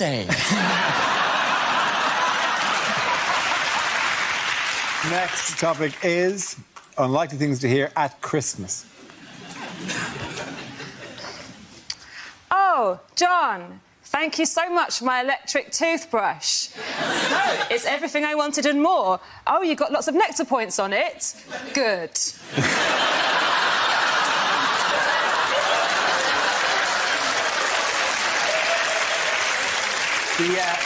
Do the fork and take a pew. This might run for a while. Yeah. Oh, Sarah. A holiday to Barbados? That's going to help in the fight against plaque.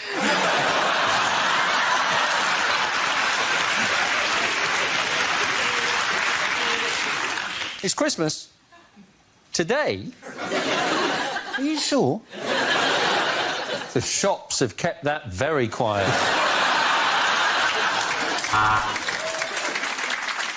Oh, look, everyone's eating all the nuts I've bought. I should buy some more.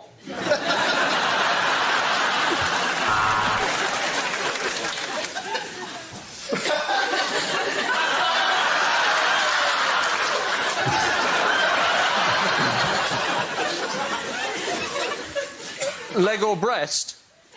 I'd really rather you just put your clothes back on, Greg. I'd just like to reassure everyone that the sponsorship deal will have no effect on this year's nativity. Now, Joseph, if you could just pop Jesus in the Pret manger.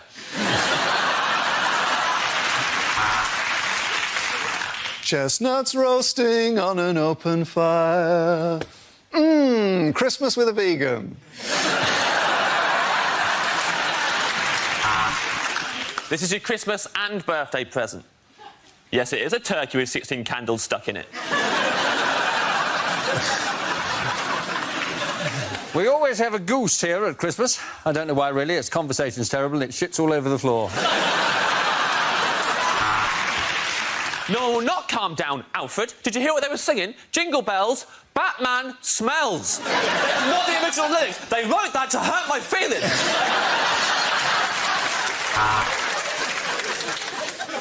Yeah, a good tip for sprouts is to slice them very thinly, drizzle them in olive oil, throw them in the bin and drink a bottle of red wine. 50 Shades of Grey. Yes, I'm well good at charades. Put your top back on, Nan.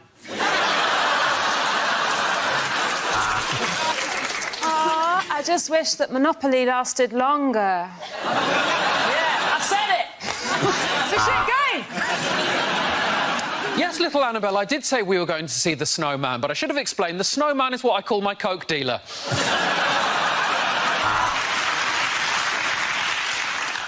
What the fuck is eggnog?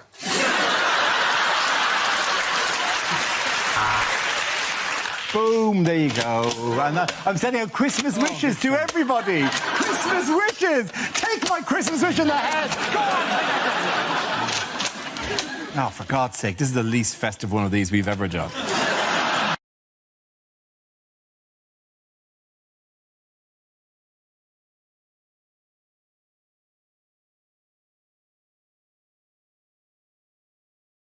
Next round is called Between the Lines and features Hugh and Russell. Would you make your way to the press pit, please? Russell delivers a speech in the guise of a leading figure on the world stage, while Hugh translates what they really mean. This week, Russell is David Cameron. Of course I am. Ladies and gentlemen, I'm here to say that this coalition will be a partnership of equals. White, no sugar, please, Nick.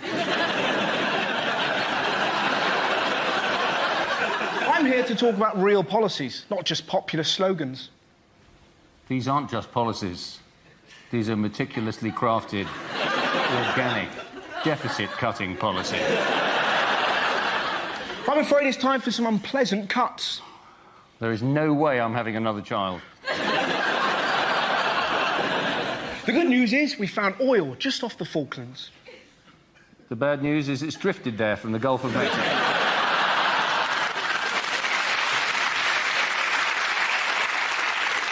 People say I'm just image, and you pulled that face over.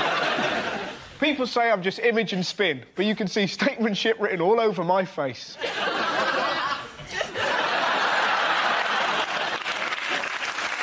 It's important to stress I'm very familiar with the language and culture of young people. What's up?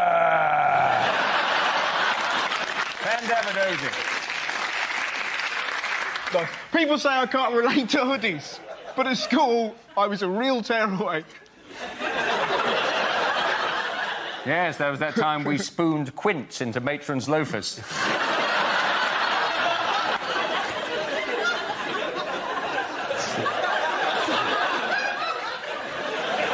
In fact, though I'm not proud to say it, I was once a gang member. Yes, no one messed with the Eton choristers.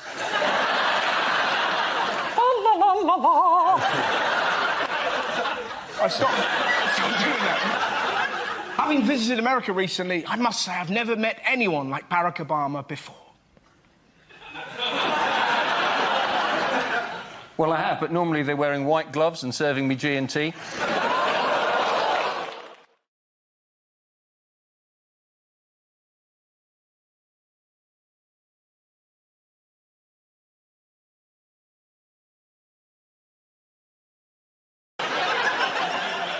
OK, here we go. The first subject is unlikely lines from children's books. Yes, it is sad. I used to be on Top Gear, said said Stig of the Dump.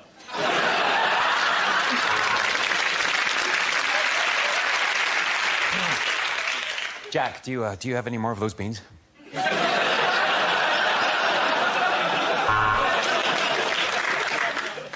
A Stringfellow? What's a Stringfellow? A Stringfellow? Why, didn't you know it has tanned leather skin and a massive libido and bad 80s hair and a grin like a pedo?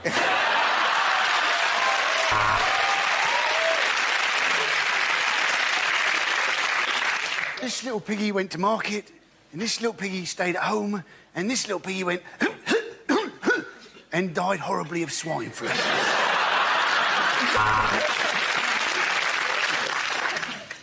Let's learn the alphabet. A is for adopted, like you. B is for basmati. And as Eeyore put the noose around his neck.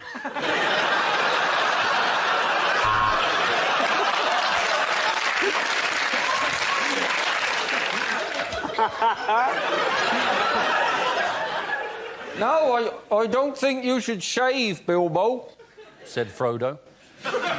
Those feet need waxing.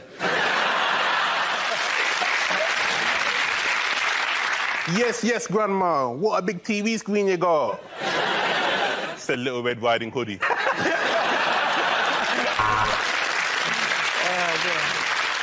Who's been sleeping in my bed?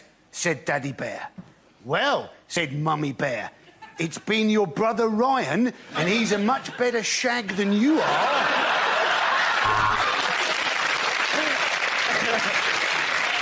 I want to go to Tottenham, said Max. That's where the wild things are. The Lion, the Witch, and the Wardrobe, or as we like to call them, the Sugar Babes.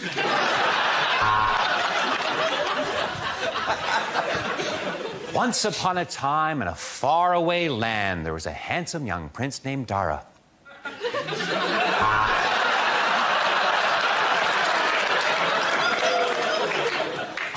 Where's Gaddafi? The railway children gesticulated wildly at the driver. You've left us behind, you wanker!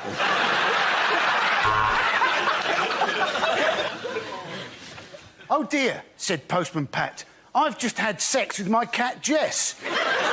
I should have gone to Specsavers.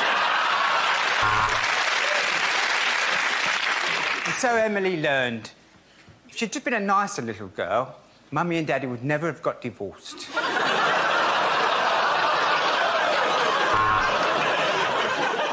Do you know what? Said the very hungry caterpillar. This gastric band has changed my life. OK, the next topic is unlikely things for a sports commentator to say. And there's just yet another Grand Slam victory for Andy Murray. And now we come to the javelin. If you're watching in 3D, you might want to look away now.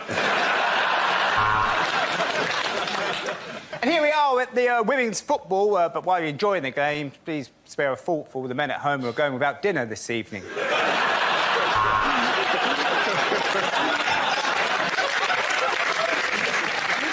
Well, he's stroked that through the covers. Surely it would have been easier just to pull back the duvet. And here at the British Grand Prix, we've already had a couple of fatalities. Yes, 2 of the crowd have died of boredom. Lewis Hamilton is 3 seconds ahead, but there's trouble at turn 17 as Dastardly and Muttley have dug a pit. I'm here at the Green Court Bowls, and I've started cutting myself.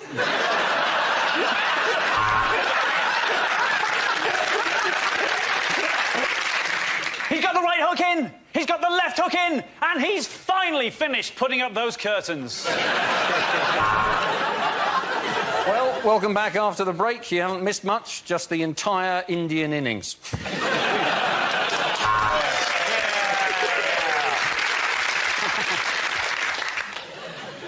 Now let's go back to Henley, where Claire Balding is standing with 2 cocks. There's Rio Ferdinand. What a tackle! But enough from me. I really should let these lads continue getting changed. Alex Ferguson has substituted Wayne Rooney. Of course, not the first time Rooney has been pulled off by a 69-year-old. Well, what a result. The UK Somalian has beat America's Kenyan to show that the Africans aren't going to have it all their own way. Thanks for all those fantastic statistics there, Motty. Now go and get a fucking life. Unlikely lines from a horror film. You've got a flat screen TV and brand new trainers. I know what you did last summer.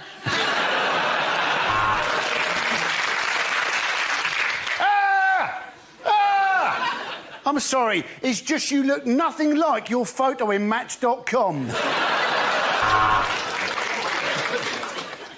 Is there anybody there? Can you hear me? Is there anybody there? This is the Christian O'Connell Breakfast Show.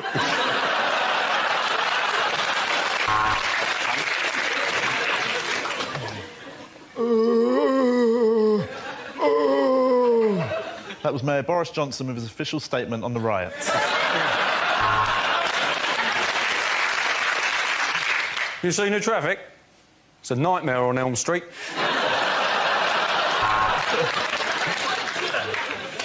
And now, Alan Bennett's long-awaited remake of the Texas Chainsaw Massacre, the Nantwich Leaf Blower kerfuffle.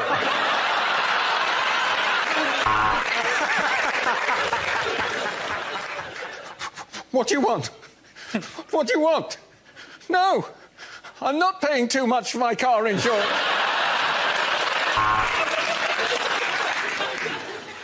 I ate his liver with some fava beans and a nice Chianti. So I gave Mark's dinner party an 8.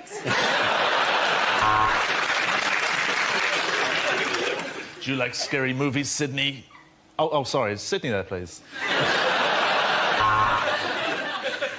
If you don't keep up payments to your exorcist, there's a danger that your home will become repossessed.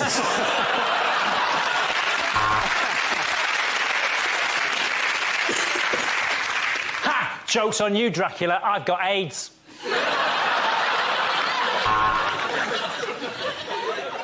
I ate his liver with some jelly beans and a nice umbongo.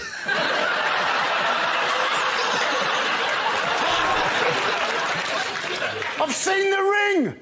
I wish that builder would pull his trousers up.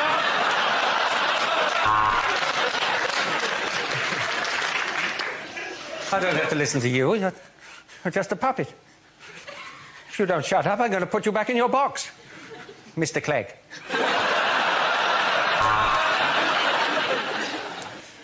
I'm afraid he's been bitten by George Michael. He's turned into a vampire. OK, the next topic is commercials that never made it to air. Have you got a wicked side? Then you're a prick. Take 2 bottles into the shower. Not anymore. I've got a proper dildo.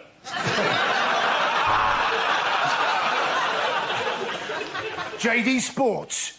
2,000 looters can't be wrong.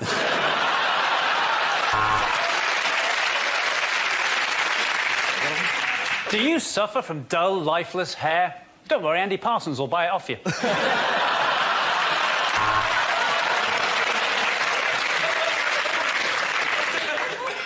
With ABS, sat-nav and airbags, this may be the most advanced condom you ever buy. How much did you say you earned for those direct line car insurance accidents? Well, people deserve to hear about this. Honk, honk, honk, honk.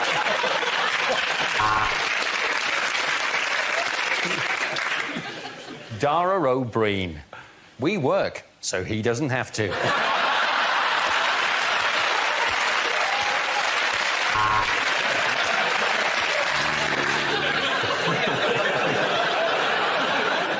Cash for cash. Send us your cash in an envelope and we'll send it back, minus commission.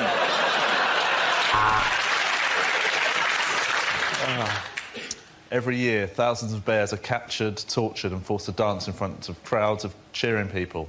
Call 0845 now for ticket hotline. Ash for cash. Put your cremated relatives in an envelope.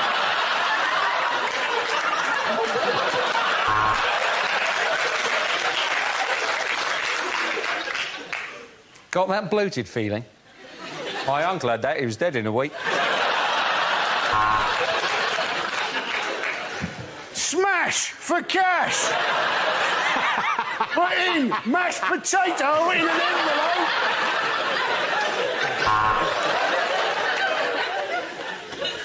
Don't just book it, Thomas cook it. Dignitas in Switzerland. Why have we got barbecues at low, low prices? Because the summer's been shit and no one's bought them.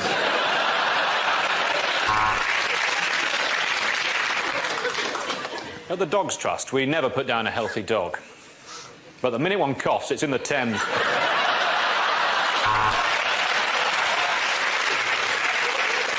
Do you suffer from unsightly chest hair? Should have gone to Peck Shavers. Lynx. Come on, virgins, wash your cocks.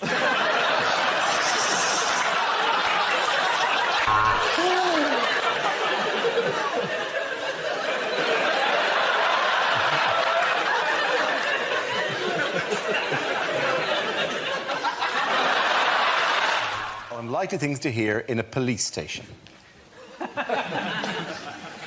Here, Sarge, the microwave's broken again. Taser that meat pie for me, will you?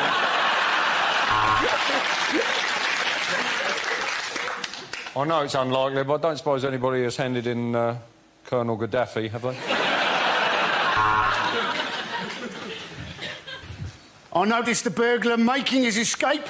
At this moment, I cursed the police cutbacks and gave chase, shouting, Nina, Nina, Nina. All units, be on the lookout for a purple Renault Clio. Registration number, Saffron Doily 22, Bongella Chrysanthemum. Hiya!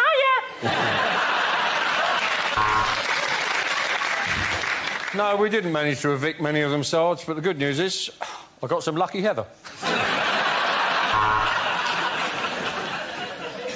No, I've not come to report a crime. It's just that I really missed the bill, so I thought I'd pop in for an hour.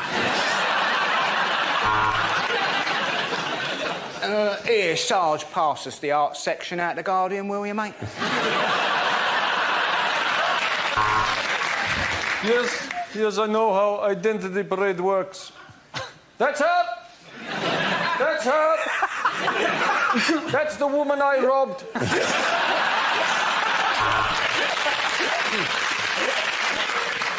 Right, listen up. We've got a new man starting. He's half man, half horse. It's Inspector Morse.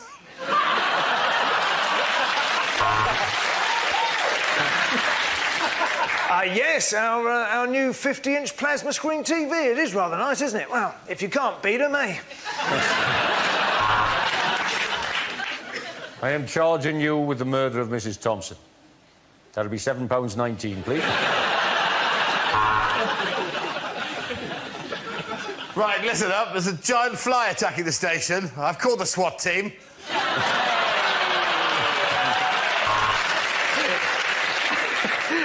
Thank God you've arrived, officer. Some bloke just jumped into the boot of my car and shot himself 14 times.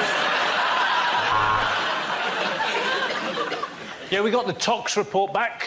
Turns out they go straight after the ticks. I was about to arrest her, Sarge, but to be honest, my bottle went because she shouted out, "I put a curse upon you! OK, the next topic is unlikely things to hear in a science documentary. Having cloned Ian Wright, we now know that two Ian Wrights don't make an Ian wrong. Erectile dysfunction. Physical problem? Or has the wife just let herself go a bit? Well, this is incredible. This is a whole new species of miniature tiger. Oh, no, hang on, it's a cat.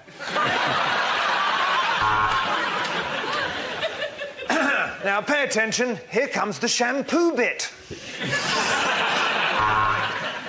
We discovered the source of the quark. It's the sound made by a posh duck.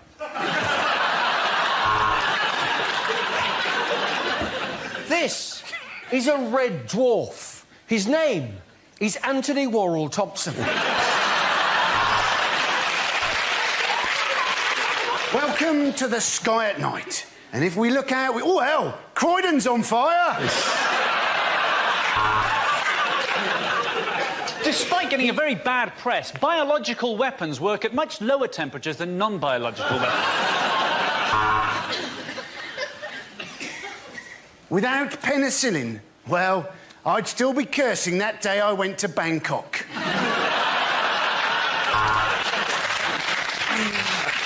Tonight we look at the ginger community.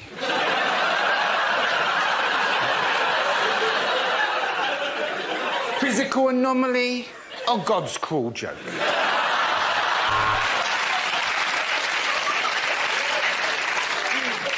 Ah, the Northern Lights. Oh no, Manchester's on fire.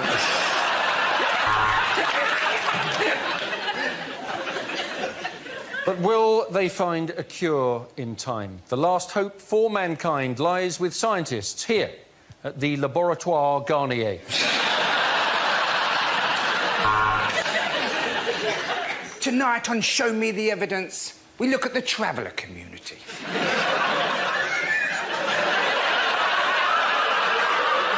Can they really put a curse on you?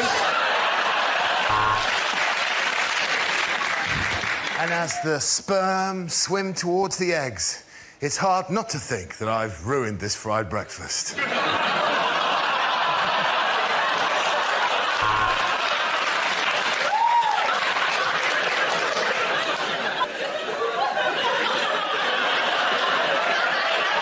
I'm never again going to have a fried breakfast. Bad things to say in a job interview. When I said I was a Yale student, I studied key cutting at Mr. Minutes.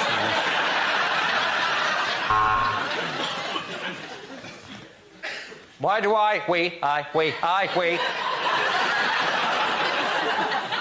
want this job? Don't tell him I have to.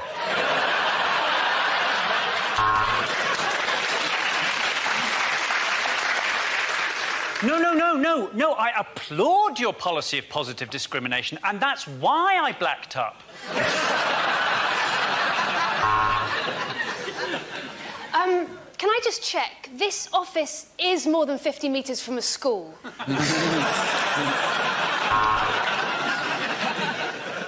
What do you mean, no experience? If being abducted by aliens isn't an experience, then I don't know what it is. Well, yes, I would make the perfect train driver. I'm always late, and I break down really easily.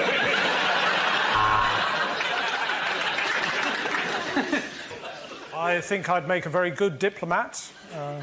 I'd like to live in Paris with all the other parasites.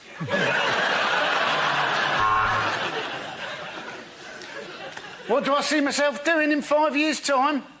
Exactly the same, only on Dave.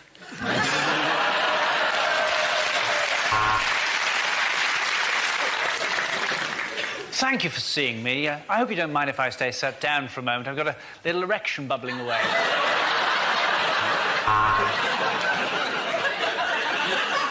No, emu, no, emu, no, no, no. What can I bring to this job? How about the photocopier from my last office?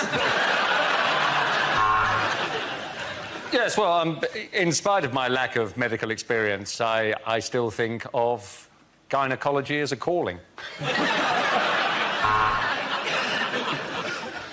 What are my weaknesses? Fat birds. OK, the next topic is unlikely things to hear on a consumer programme.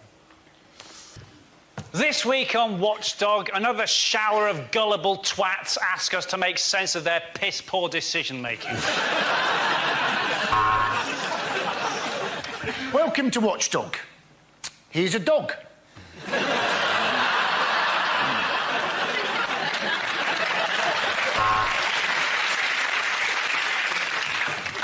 But when he asked the cold callers for their identification, they shot Mr. Bin Laden with an AK-47.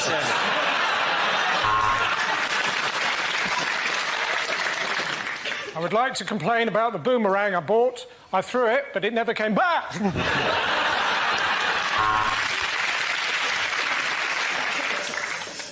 This week, we investigate bikini waxing strips. Are they just a rip-off?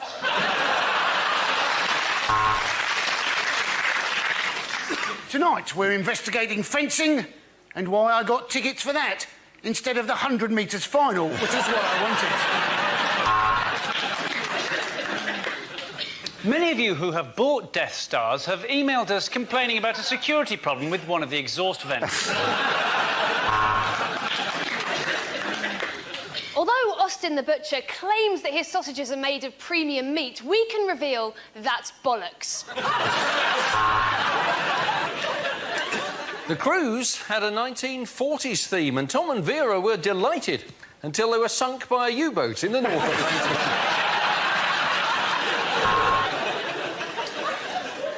I didn't ask for it, didn't order it, got it even though I don't even want it, and it doesn't even work. We have some more views on the coalition after the break.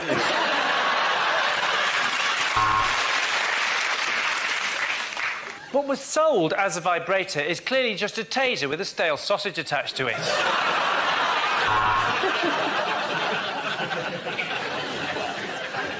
But something was wrong with the car. The clock said 63,000 miles, while the mileometer said 3:15.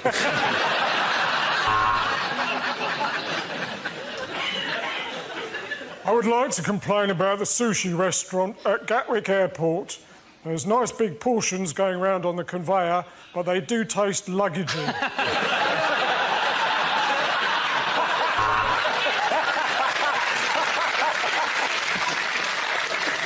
Dear Watchdog, I'm extremely pissed off with this product. I bought just for men, my wife used it, and now I am gay.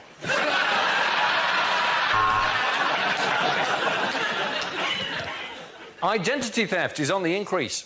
I'm Dara O'Brien.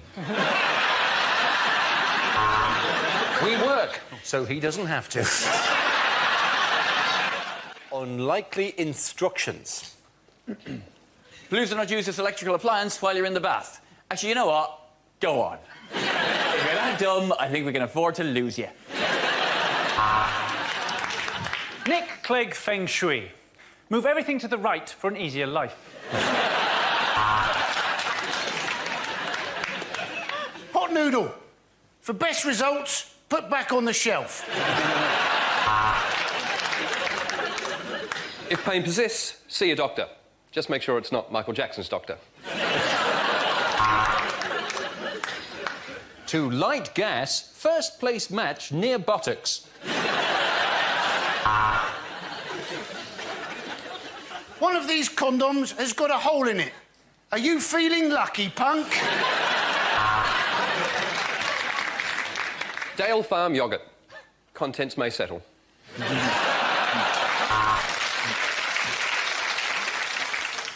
Please retain these assembly instructions in case you want to disassemble the furniture when you realise moving in with her wasn't the best move after all. Instructions for sandwich toaster. Week 1, eat nothing but toasted sandwiches. Week 2, put in cupboard and never use again.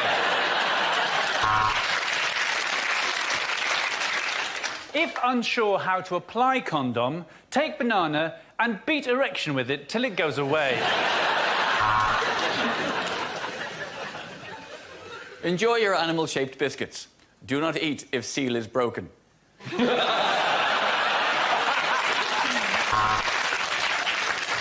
To reboot, pick up boots and put them on again.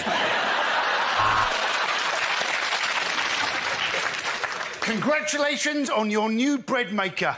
Ooh, I bet Kingsmill are quaking in their boots. Game is over either when one player collects all cheeses or Daddy has a tantrum and kicks the board across the room. Are your hands full, but you want to transfer 10 donuts? OK.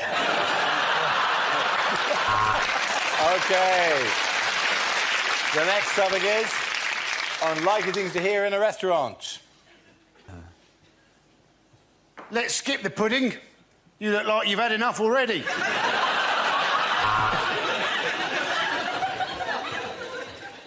Wow, thanks for picking up the bill, Dara.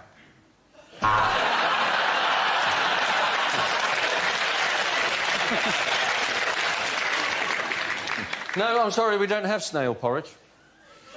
No, this isn't owned by Heston Blumenthal. This is Heston Services.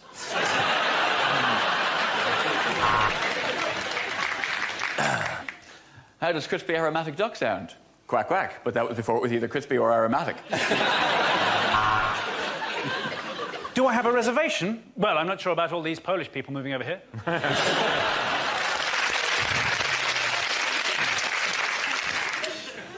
Table for two, please. But no food. I'm a woodworm.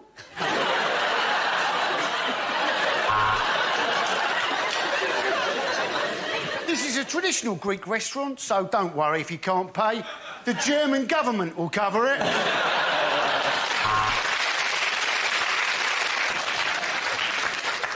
You'd like a Foster's? Hang on, I'll see if we've got any left. Barry, any Foster's left? Yeah, keg's nearly full, Jim.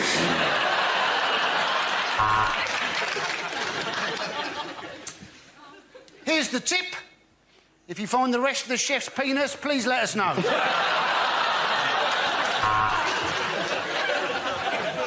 Have you been to a harvester before? I'm joking, no one comes twice. It's nice to see the rugby players getting along with the dwarves.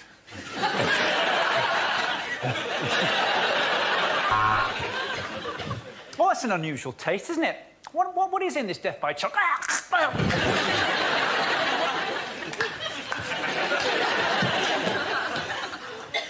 It's nice to see Zara and Mike getting along.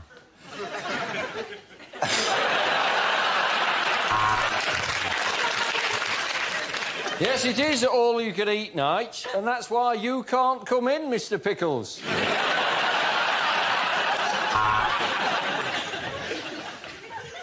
Oh, my God. There's a man's face in my soup and it looks just like me.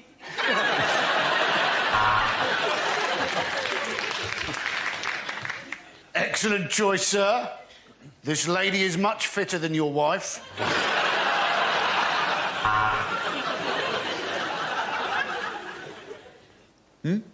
Rose for the lady. If you want to do something for the lady, why don't you fuck off?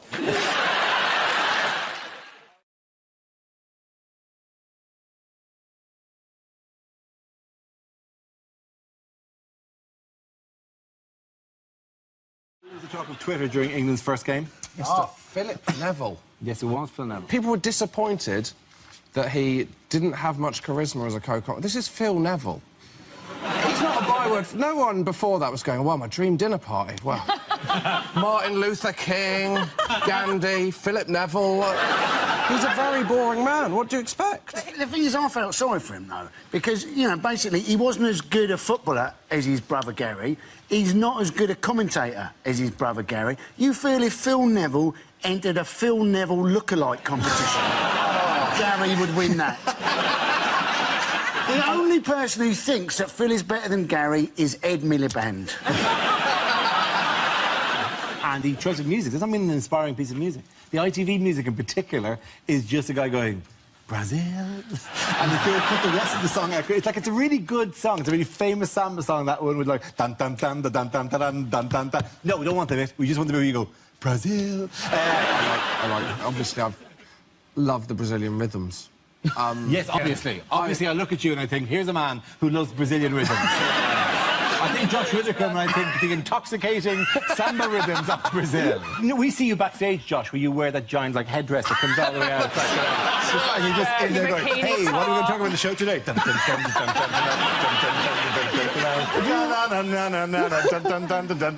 cheeky look in your face. Well, I'm looking forward to when they watch this bit of the show and then get you in for the final. It's going to be brilliant, isn't it? You sambling across the ITV studio. If they flew me to Brazil for the final, I will wear the headdress. I am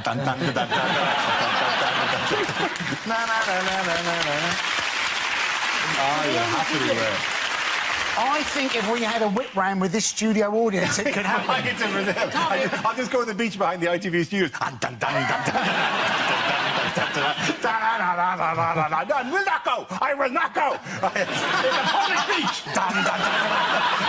Carried on. Climbing up the glass window behind the BBC studio. Bam, bam, bam, bam, bam, bam. Oh, yeah, I love that. How would you do that? The England football team, they had all their passport numbers revealed, didn't they? They got them given out. Apart from Wayne Rooney, who doesn't, in fact, need a passport anymore since he's been chipped. So...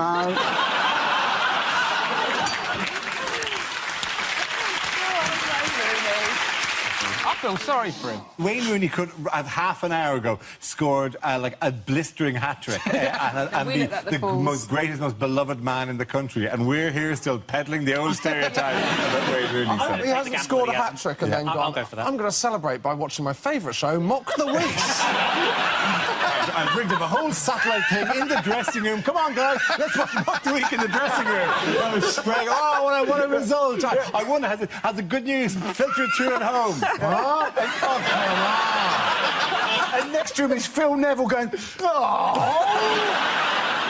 Ed Miliband's joined them in the dressing room to celebrate. Boss of Nando's. You think the boss of Nando's, Ed Miliband, Phil Neville and Wayne Rooney are on a night out in Rio tonight watching the show? Yeah, going, damn right. Our stock has never been higher. Dun, dun, dun, dun, dun, dun. At the end of that round, the boys go to Josh, Sarah and Andy.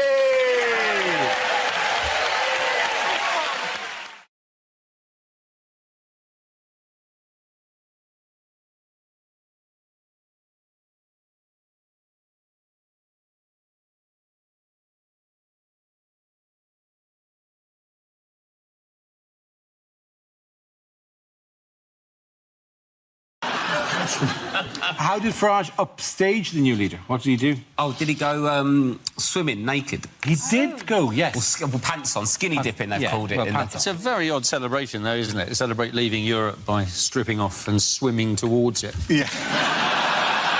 I think... Serious suggestion here. Oh, yeah. Hello, by the way. I realise I haven't said hello to you today. Hello, James. Good to see you. Hello, good to see you all. My main point... I would like to compliment you on managing to find a jumper. This is the exact same colour as your hair. Thank you. It's very good. And my shirt. And your shirt. I'm working on my skin. I'm hoping this soon I can just be completely in mustard and then hide in Coleman's. To seem, you know, churlish, but can we return to the topic at hand? Absolutely. Can you remember what the topic was? It is illegal to be naked in public. Oh, so he is did. it? Yeah, I mean, you can't take all your clothes off. Yeah, and so. Yeah, of course it is. I think people are really. Why did I for a second doubt that? I apologise. Like, is it? That's an interesting window on my views. Is this? What's wrong with you people? Just be relaxed. That's why we're all sitting behind desks. They're just bodies. He really hasn't retired, has he? So he's been to America, hasn't he? And he's worked with Donald Trump, hasn't he? He has. He's appeared with Donald Trump. And in America, he's known as Mr. Brexit. Which sounds like a sort of 1970s men's clothes shop to me. Where do you get your shirt? Mr. Brexit. In Malaysia, Mr. Brexit means vagina. Did you know that?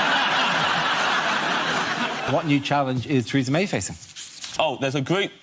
A group has been set up. Yes. I believe they're called Leave Means Leave. Yes, they are. And they're saying, we want Brexit now, hard Brexit. This whole thing feels like a really horrible game of would you rather, but they're both things you don't want. Like, would you rather have massive hands but they're not attached to your body, or tiny hands but they're strangling you? By the way, one of them means you're racist. Yeah. It's too hard. It must be so hard for it. It must be so stressful, so confusing. Because I tried to switch from BT Sports to Sky Sports, and I ended up crying and just having both. I think I might have an idea in terms of solving, basically, because half of the country want to leave and half of the country or slightly more want to stay. Why don't we do a Robbie, like, where we leave, but we come back for big concerts? Yes. So, like, everyone's OK about it, the fans are happy when he does turn up, what a great surprise. But actually, most of the time, he's not in the band. So, sort of unexpectedly, yes. So they have, like, the European things where there's 27 of them around and they're all just swaying gently, and then it's like, I would rather have big hands, but they're not attached to my body. Fair enough. That's Good.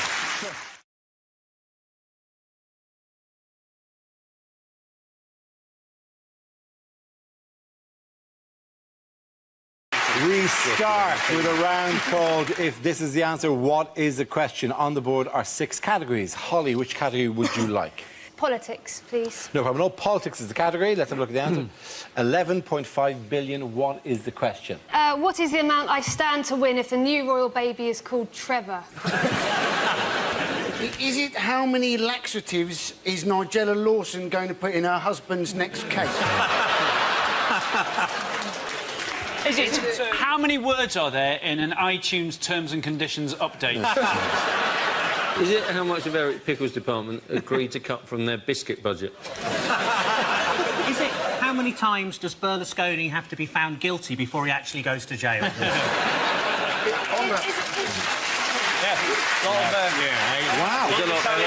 Is it how many times a day do I currently have to listen to Get Lucky by Daft Punk? Is how many Tesco club card points do you need for 10p off a pack of cereal? Is it how much has Dara O'Brien got his legs insured for? You've never seen them. Yeah. You've never seen. You know how magical they are. Is it how many times does a former Radio 1 DJ delete his internet browsing history when the doorbell rings? How many Ferrero Rocher has Julian Assange eaten in the last year? Yeah.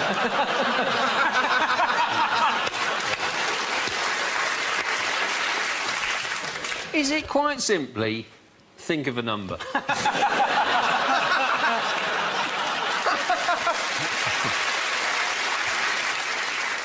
No.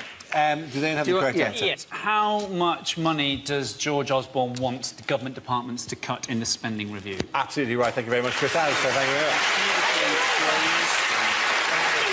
much. Yes, the question I was looking for is how much money has Chancellor George Osborne agreed to cut from government departments in his latest spending review? Do we know when the spending review is supposed to kick in? When is this for? Well, this spending review, it's essentially cuts, isn't it? Yes. They call it review, but they mean cuts. Yes. I mean, imagine we all spoke like politicians. I, in fact, reviewed my toenails this morning, but I haven't been for a hair review for some time. The departments are all fighting about it, aren't they? Yes, they are. They're fighting, and some departments have done worse than others. The MOD have got off quite lightly, but that's quite understandable. It's very difficult to negotiate with the MOD because they've got guns.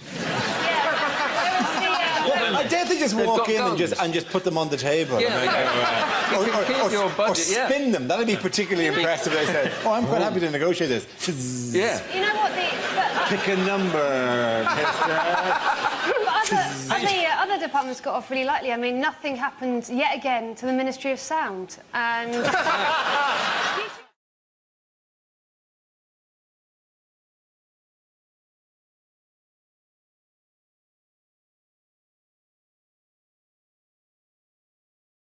Gary, let's see what you've been left with. Let's spin the wheel.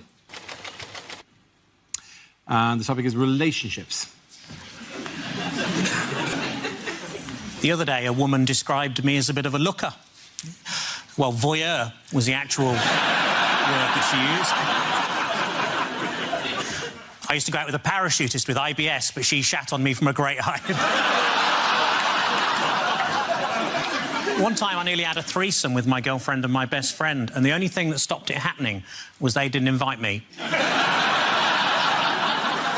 My girlfriend said she wanted to try some new condoms with something special inside to boost her pleasure.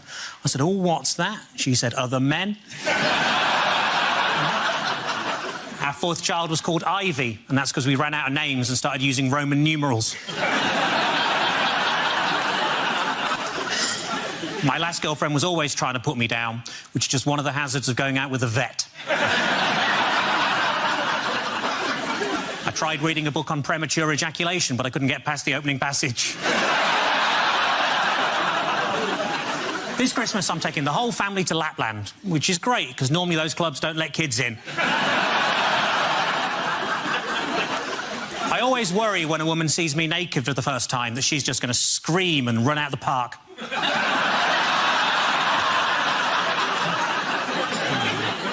My girlfriend and I love watching box sets. We got 3 episodes into Orange is the New Black before finding out it wasn't about what would happen if Trump replaced Obama. Thank you very much, well done. Point in that round of the Go to Lady.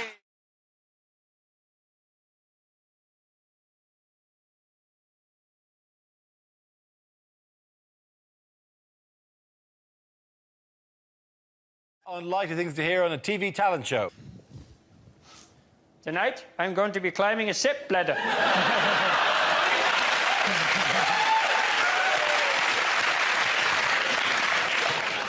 You're right. I can't sing. Thanks. I'd like to dedicate this song to a friend of mine who was run over last week and is in hospital. The wheels of the bus go round and round, round and round. I've got an ability that no one on this planet has. That's Ant, that's Dec. It was like Elvis was in the building. You're fat and there's a stench of death. Well, Peter, it's not what everyone would call entertainment, but you are one hell of an assassin. I thought you hit the high notes really, really well. Be interesting to see if you can still do that when I haven't got your nuts in a clamp.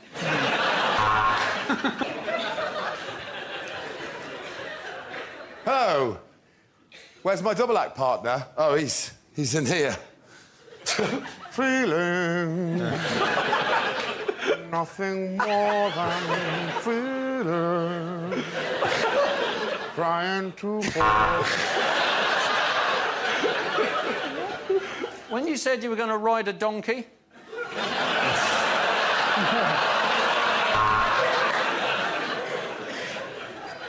Yes, I have been on the show before.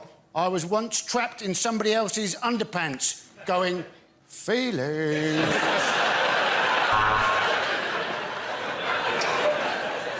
That was an exceptional performance, and the way that you have overcome your blindness is truly inspirational. But this is a chip shop, the X Factor audition.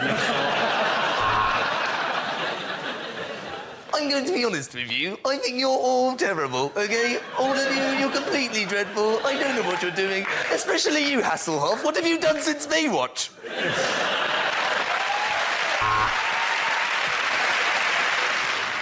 And as well as that, I can unzip the top of my head. It's where I keep my pyjamas.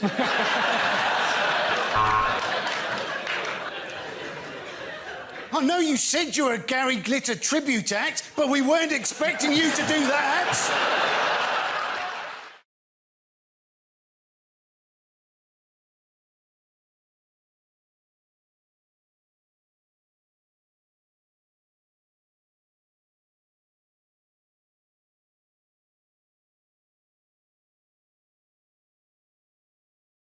We come to scenes we'd like to see. So if everyone could make their way over to the performance area, I'll read out this week's topics and we'll see what our panellists can come up with. OK, here we go.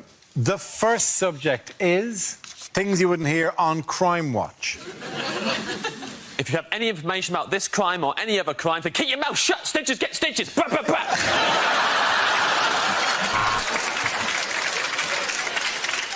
A relative paid tribute to the victim who sadly died in the blaze. He said he was the kind of guy that just lights up a room. Studies have discovered that the majority of murderers are men. So what should we be doing? How can we support female murderers? Should we be subsidising childcare? The suspect defecated on Boris Johnson's doorstep. Witnesses describe the man as an absolute legend. No Crimewatch tonight, but reruns of Top of the Pops 2 are on BBC4 now, so just... The man broke into Battersea Dogs' home and released all the dogs. Police are desperately searching for leads.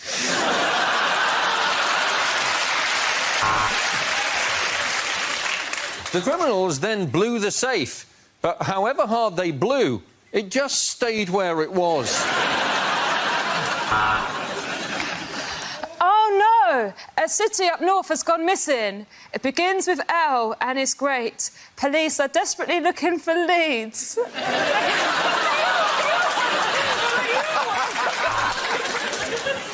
Do you like it? It's a Rolex, I nicked that.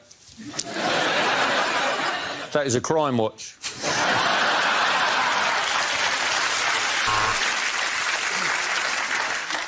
And now, as a bit of fun, we go to the blooper reel. Give me all your honey. I mean, money.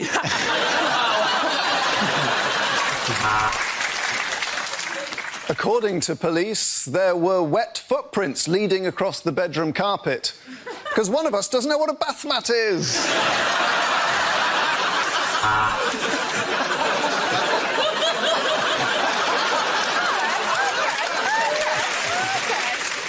The murderer said she did it because he made so many jokes about me on Mock the Week I couldn't hack it anymore. Were you in the Wetherspoons at 9 a.m? If you were, we want you to contact us. There was no crime, we just want to work out what went wrong in your life. Right, let's have a quick look at Britain's Most Unwanted. This is Sam Allardyce. The victim's name was Jehovah. Police are looking for witnesses.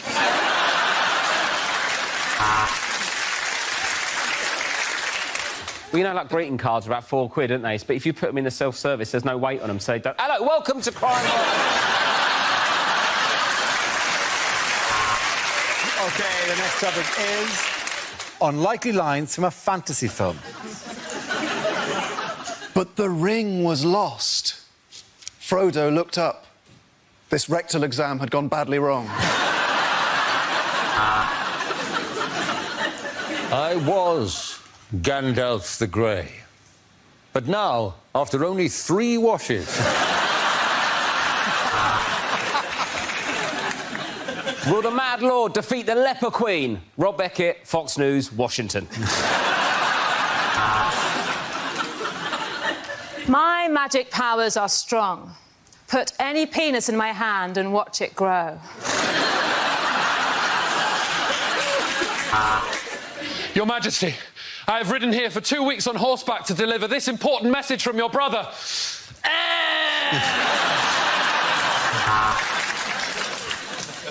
Hufflepuff? Oh, great, I'm getting bullied. Frodo, it's so far, can't we just split a cab fare?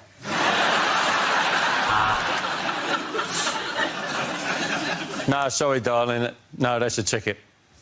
No, this is a double yellow brick road.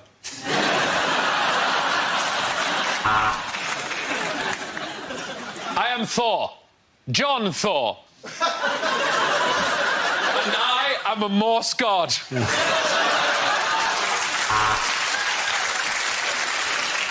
'Tis I, Merlin, Grand Wizard and supplier of Premier League sticker albums. Suzanne, a shiny. Oh no! I've been bitten by some radioactive corduroy. That means I'm going to become James Acaster Man.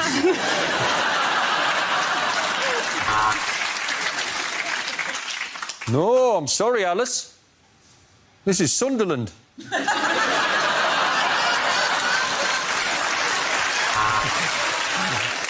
After travelling across the dark seas and desolate plains, finally I am home. I left my keys at Clive's.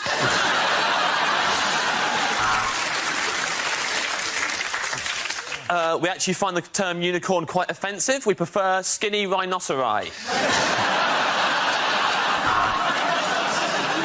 Call yourself an orc? Oh, yeah, you can talk the orc, but can you walk the orc?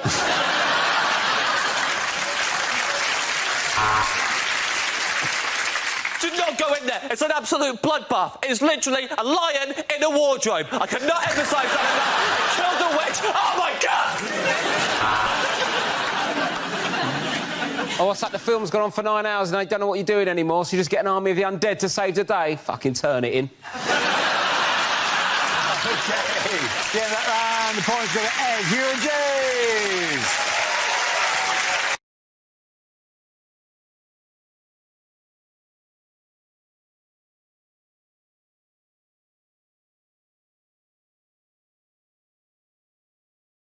Discarded titles for the next Harry Potter book. Harry Potter is thrown in jail for wearing a hood.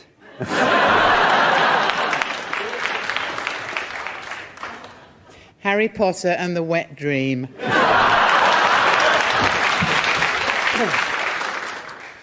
Captain Corelli's mandolin.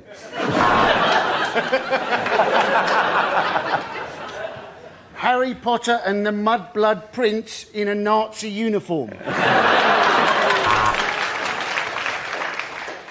Harry Potter and the Chamber of Commerce. Harry Potter does Dallas. Red hot muggle on muggle action. Harry Potter and the child actor's inevitable mental breakdown. Harry Potter and the Prisoner of Abu Ghraib. Harry Potter and the two other kids who can't act.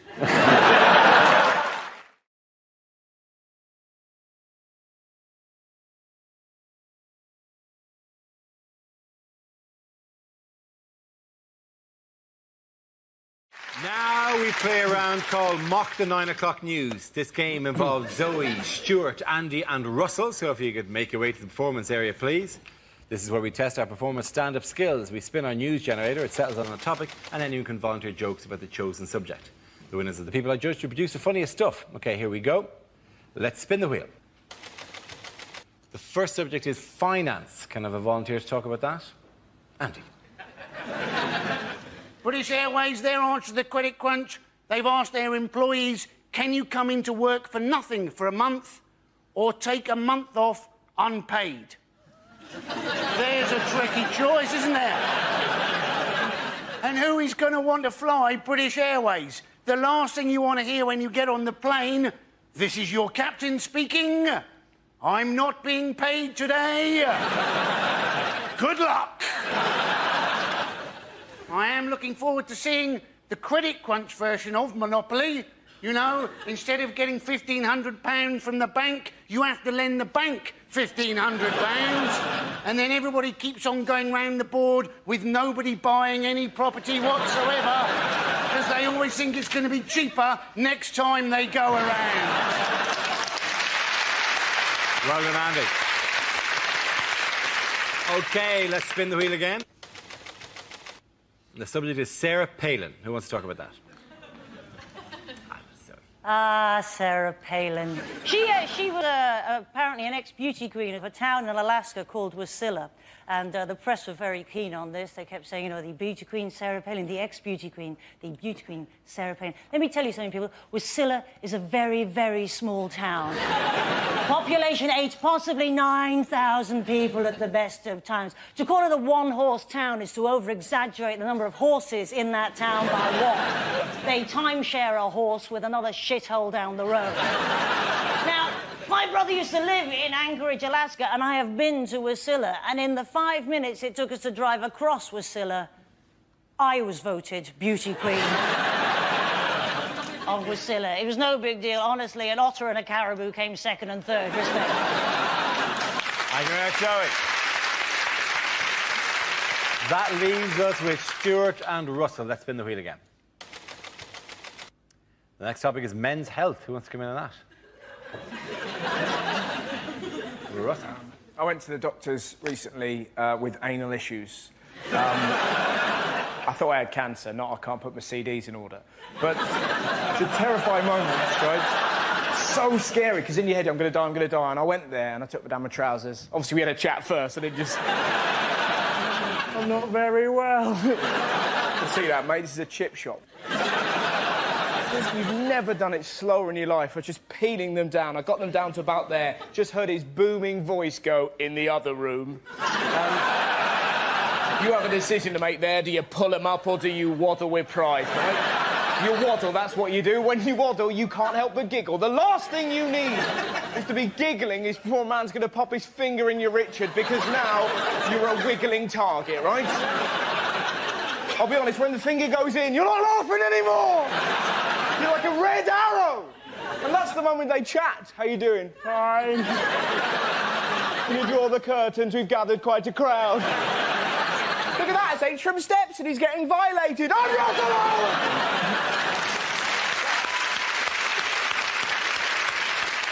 OK, Stuart, let's see what you've been left with. Let's spin the wheel. And the topic is school. You are looking at a very proud Canadian who's very proud of the education system in Canada. No, I was horrible in school. I failed math so many times I can't even count. I preferred French over chemistry because the chemistry teacher and I just didn't have any, rapport. One teacher said I'd be a better student if I spent less time flirting. I immediately jumped off his lap. One teacher used to always say I wasn't very observant, but you know what? That was his or her opinion.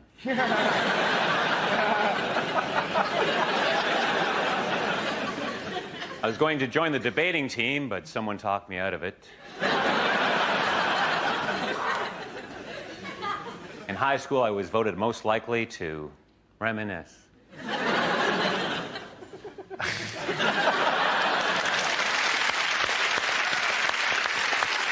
OK, at the end of that round, the points go to Zoe and Stuart.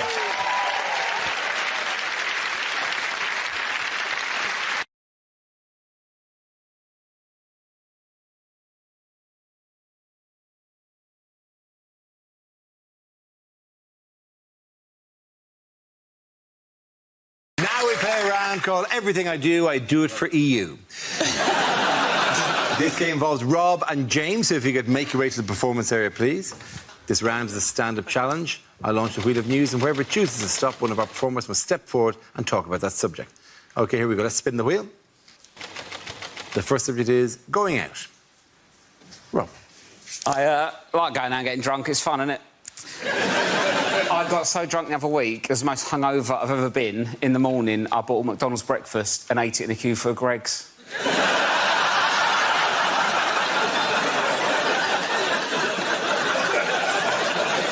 And I still don't know if I'm ashamed or proud. I don't like tequila, though. I don't like doing shots. It annoys me with tequila. It's too much admin, isn't it? So I'll lick a bit of salt, eat a lemon. What are you doing that for? It makes it taste nicer. It's not fish and chips, is it? So it's sort of, no one looks like they're enjoying it. Everyone looks panicked, don't they? They're always like, oh,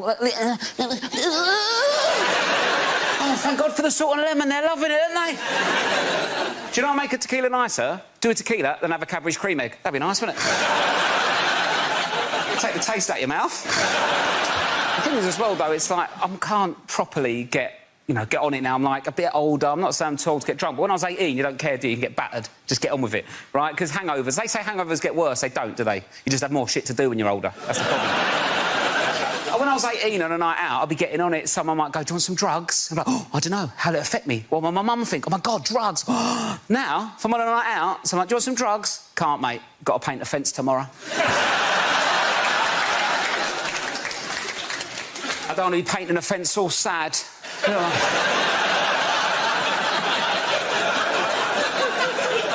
All hot, sweaty and vulnerable, like, oh... I was really looking forward to painting this fence last night. Told everyone about it. I'm so hot, sweaty and sad. I'm more likely to keep hold of the drugs, do them in the morning before the fence, just smash it like that. I'll do the roof, shall I do the roof? Let's do the roof. We've got no ladder. I'm flying, Mum.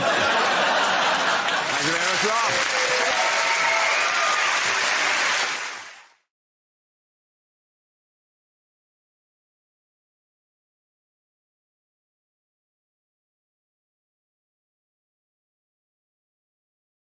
The next round is called If This Is the Answer, What Is the Question? On the board are 6 categories. Mark, which category would you like? Science. OK, your category is science. The answer is 2025. What is the question? Is it, when will the stadium for the 2012 Olympics be ready? What year will black people and white people finally live side by side in harmony in Chinese concentration camps? Is it what is my PIN number? Yes, it is. Is it my dad took a dump in my toilet the other week? When will it be safe to go back in there?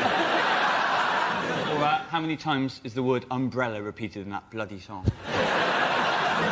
What year will cities gain sentience and raise themselves on hydraulic legs to begin the long battle for resources?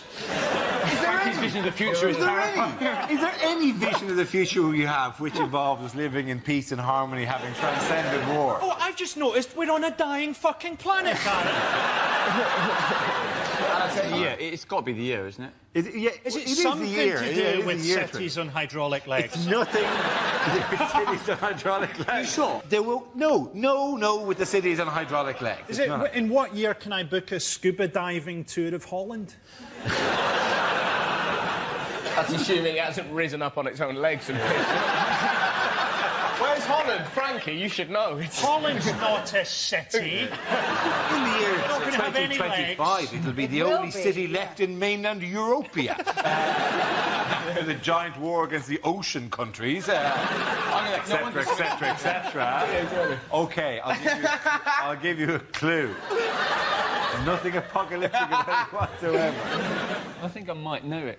I'm dull enough to know that, because I read this. It's something to do with hydraulic... I think it's the date.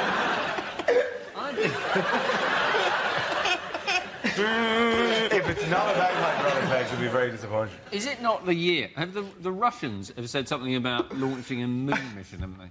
They have, and yes. I think, have said that is the date. A mere 66 years after the Americans managed it.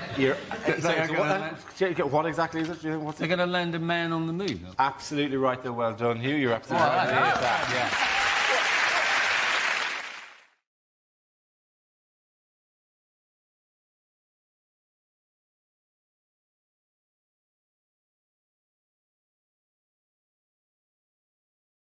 This next topic is bad ways for Gordon Brown to address the nation. You can take our lives, but you'll never take our freedom. This isn't my sporran. It's Hazel Blair's asking for a promotion.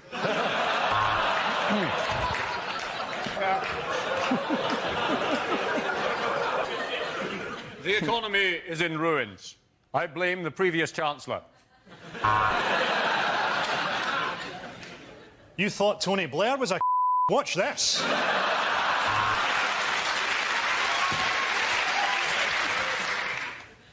People of Britain, when I address you like this, did you know sometimes I get so excited a little bit of wee comes out? You might like Tony more, but you'll hate my wife less.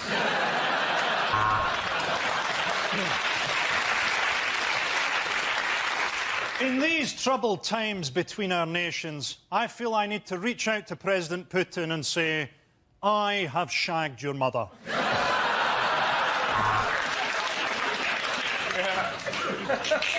It's time you learnt the truth, Earthling.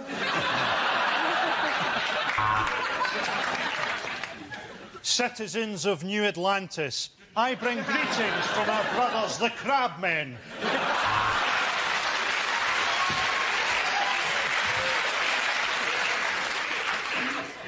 No. Don't make me do it, Mother.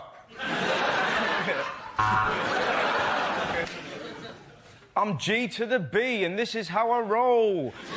You got beef with me, you kiss my A-double-S hole. OK,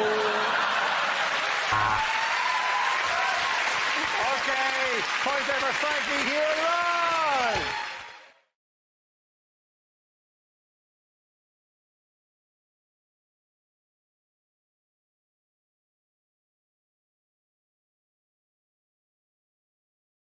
Is Is it which themed disco evenings have the most restrictive age policy? 50 nights. No? Is it?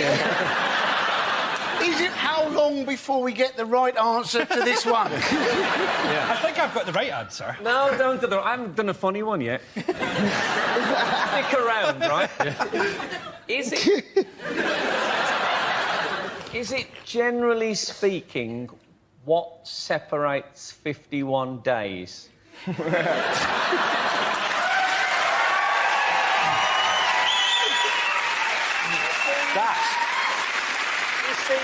You don't have to be rude. When did we start telling pets? Somebody must have made the decision, like, Michael's dead, somebody better tell the tigers. Do you reckon they'll do that with David Blunkett? If he pegs it, someone better tell his dog. He's gone, David. No! I think the dog will sense the dead weight on the lead. Yeah.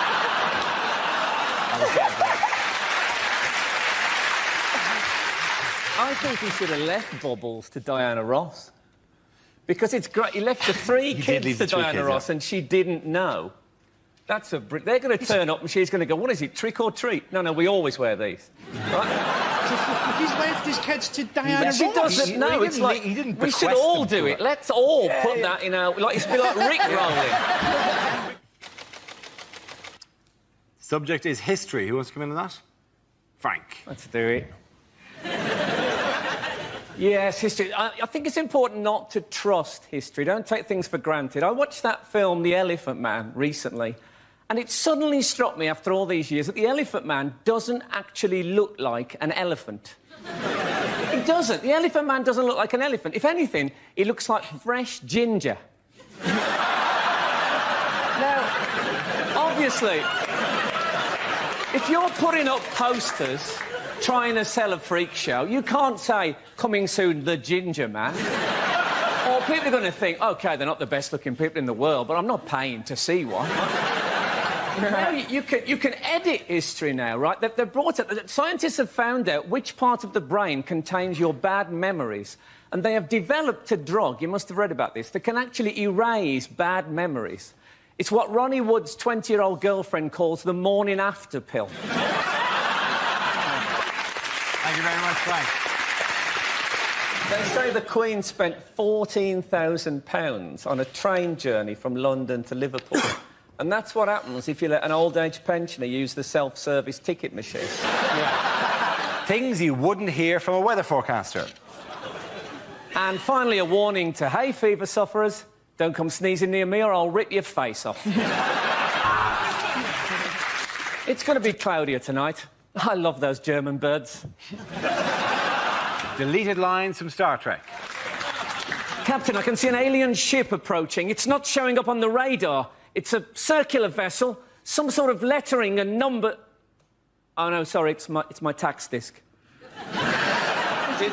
Is it ruined our country, bastard? But what you're forgetting, I think, that we don't know what goes on in the cabinet, and everyone's got to remember that he has got one eye that doesn't work, and perhaps he would do what I would do if I was him in the cabinet. I'd wear an eye patch. I'd sit there with an eye patch on, and I'd have a white cat. There is a theory that Brown would put it over the wrong eye.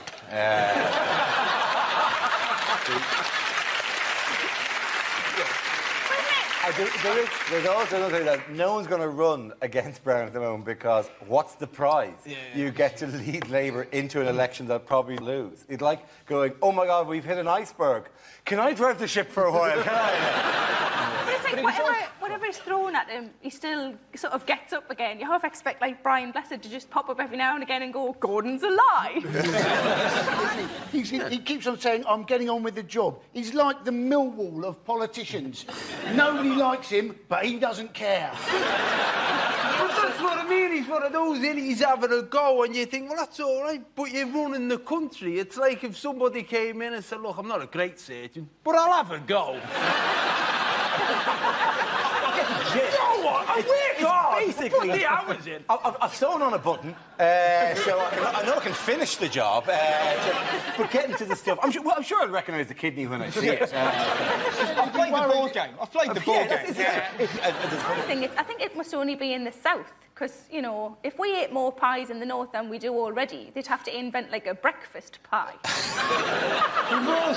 We've also got a little bit cosmopolitan as well. I was up with my mum and dad's because I've been gigging in Liverpool. I'll come downstairs for breakfast, and instead of having a normal breakfast, my dad was sat there with a croissant, because my mum's gone all continental. And he sat there with this croissant. I just looked at him, he looked at me, he went, yeah, I know. I said, what's your croissant like, Dad? He said, it's shit. He said, croissants are just empty pasties.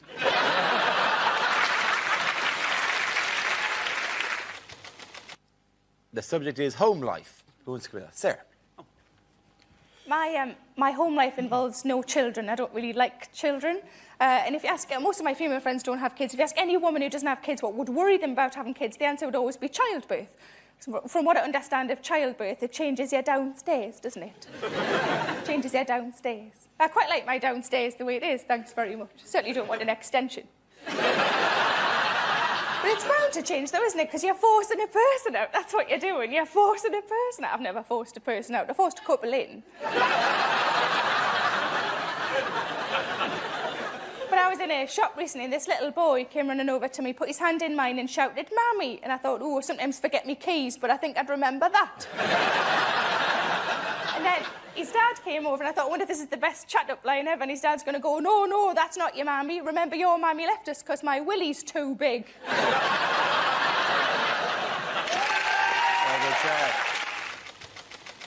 The topic is fitness.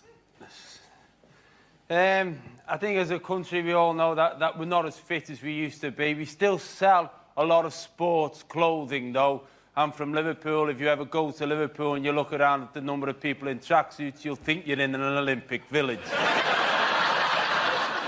The reality is you've only got to see the size of the tracksuits to know that you're not in an Olympic village.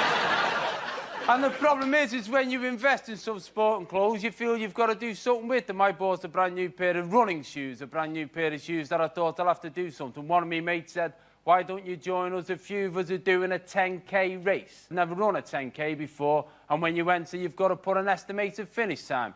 I didn't know what to put down. I phoned my mate Sam up. I said, "What shall I put down?" He said, "Oh, put 22 minutes. I thought that seems optimistic. I'll put 24 minutes. I sent the form in. I turned up on the day of the 10K race. I turned up with my mates. I was stood there with an orange number. All my mates had blue numbers. The steward came up to me. He said, "What are you doing here?" I said, "Well, I was thinking of running the race." He said, "No, what are you doing back here with all the blue numbers?" I said, "Why?" He said, "Well, you're an orange number." I said, "So what?" He said, "Well, if you're an orange number, that means you're an elite athlete." He took me to the front. It was me and 3 Kenyans.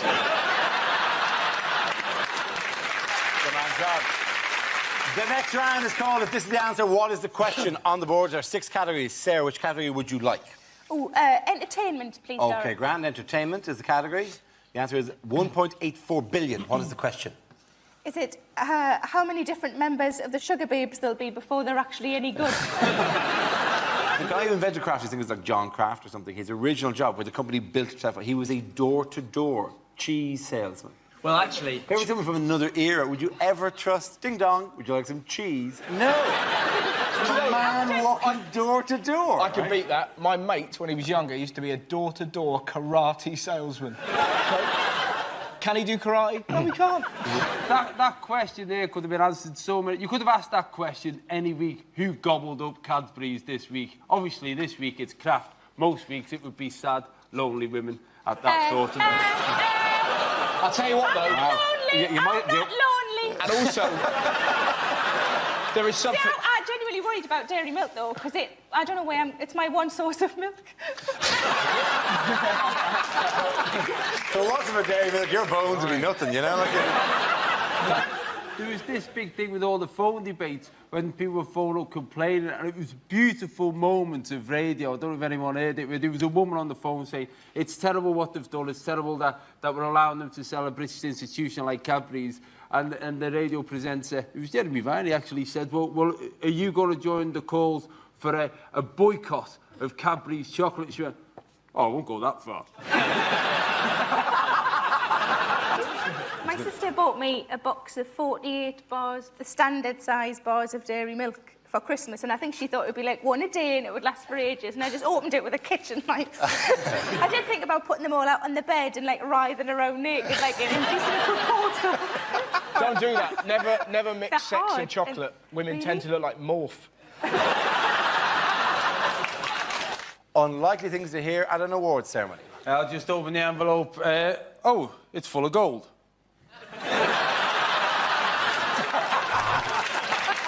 And now we're going to watch a film showing some of the people that we've lost this year, including 2 you didn't even know were dead.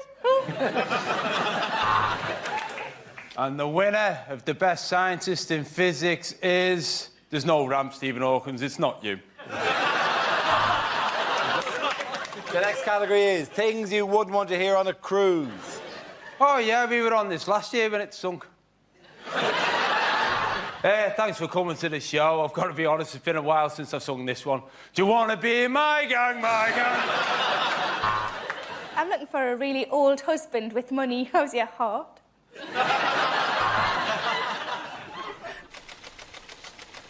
The subject is obesity. Who wants to come in on that? I'd like to start by congratulating the Scots, who've been voted the most obese nation in Europe. Well done to you. Which is ironic, really, considering that the Scottish unofficial national anthem goes, "And I would walk 500 miles." OK, thank you very much. Unlikely things to hear at the Oscars. They said they couldn't make the Sally Gunnell story. But here we are. Because if it was the Daily Mail, it would be an exclusive, and it would just be, Hamza is foreign git. Are we close? The H does stand for Hamza. Hamza is found guilty. Oh. Yeah, it is. Do you think the judge said to him, the one thing you have got is a leg to stand on? See, I don't want to join in too much because I'm Danish and we've done enough for him. Yeah, you have. Just having you here is causing I know, problems it's quite for us. dangerous. It's a brave statement on behalf. His real name isn't Abu Hamza, is it? It's something camel, isn't it? It's Gary Glitter. Yeah. Right, the next round is called Between the Lines and features Sandy and Hugh. Would you please make your way to the press pit, please?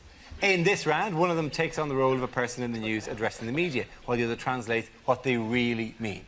Sandy, you are Her Majesty the Queen, reflecting on the anniversary this week of her 54th year on the throne.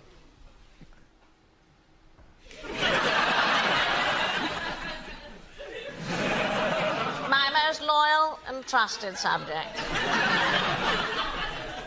Dear Chavs.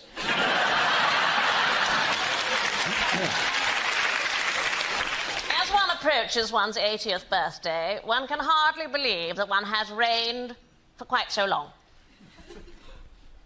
As one approaches one's 80th birthdays, Prince Charles cannot believe that one has reigned for quite so long.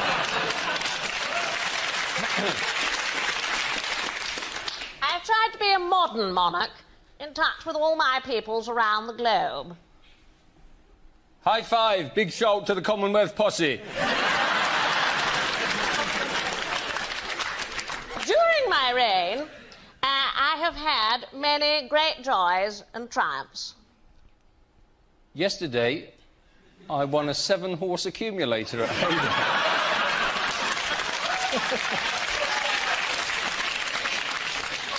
I've also watched the nation change many times for the better.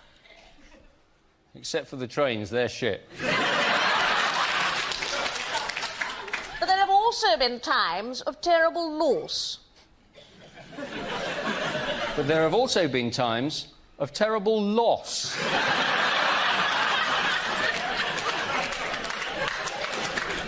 Loss. Loss. I lost things. My yacht. my private train. Zimbabwe. Well done, Sandy, and you. If this is the answer, what is the question? On the board are 6 categories related to current events. For each chosen category, I read out an answer, and the players have to guess what the question might be. So, Sandy, would you like to choose a category? World news. OK, your category is world news. Yeah. The answer is butter, mascara and pumping equipment. What is the question? All right, it's to do with a protest. Let's steer this towards an answer. It's Protest. a Danish thing, is it? Yes, it is a Danish thing. You want to put that in the form of a question? Was it not a question? Is it the Danish thing? Danish thing? Is it the Danish thing? Butter, mascara and pumping equipment? Yes. I have to say, as a Dane, I couldn't be more surprised. The words I never thought I would hear in my entire life are the words protest outside Danish embassy. Because you just think, about what? More cream in the pastries.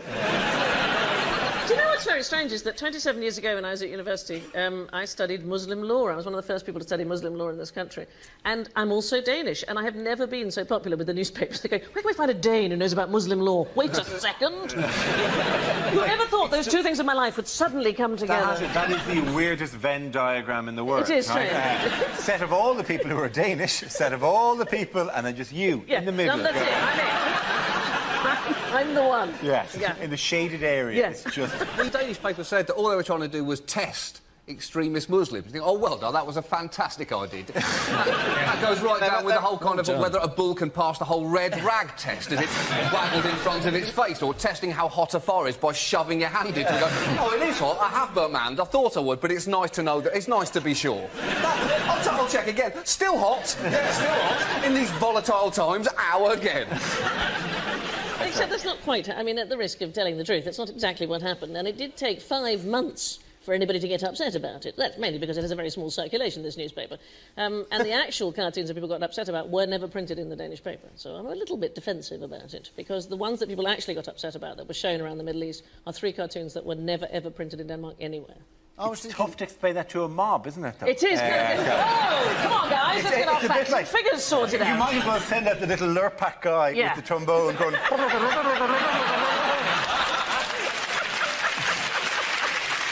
What you don't want to hear in an NHS hospital. There's been the most hilarious misunderstanding during your vasectomy. Commercials that never made it to air. Run out of loo roll? Why not use this fluffy dog?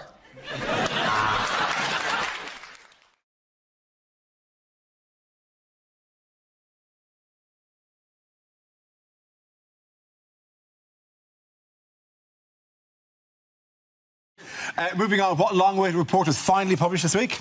Chilcot. The Chilcot Report. Yeah. It's available on Amazon, all 12 books. People who liked this report also liked. It's massive, isn't it? How many words is it? It's 2.6 million words. Do you know who I feel sorry for? Is the bloke who's got to read the audio book.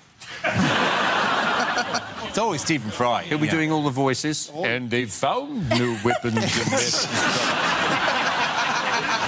Yes, but how then? How then, by contrast, will David Cameron be remembered? He'll be remembered as a man who could book a removal van within 2 days.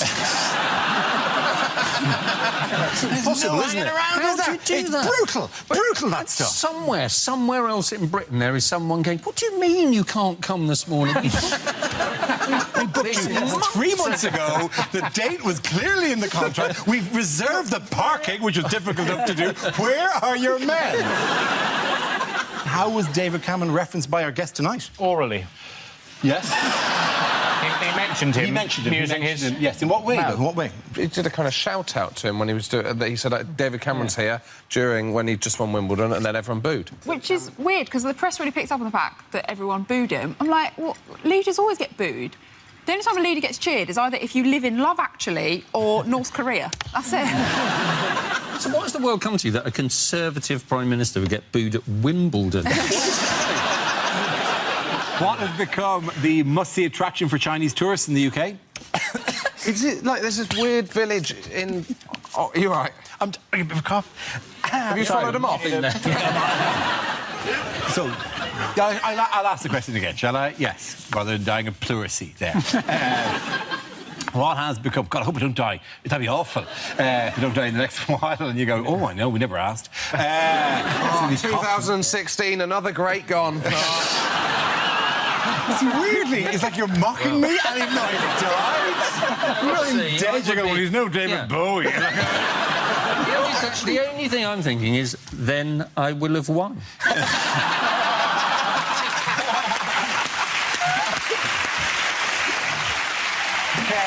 At the end of the round, points go to Loiso, Ellie and Mara.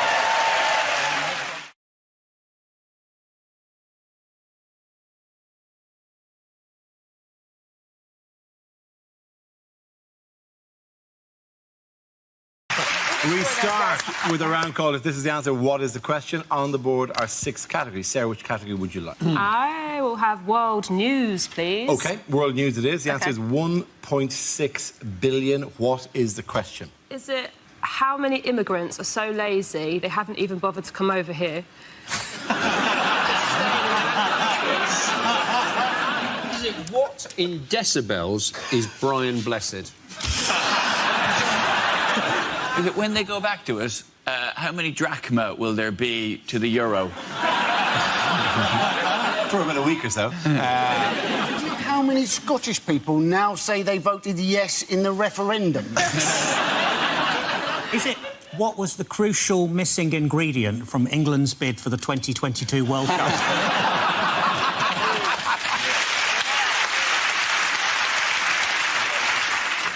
Is it how much are cats owed in YouTube advertising? Is it when I went on Dragon's Den, how much did I want for a 2% share in my body hoover business? James, talk numbers. How many? What's your turnover? Well, Deborah. I haven't really got the numbers in my head. That's what they say, isn't it? Right, I'm out. That usually gets... Is it what is the count in Sesame Street up to now?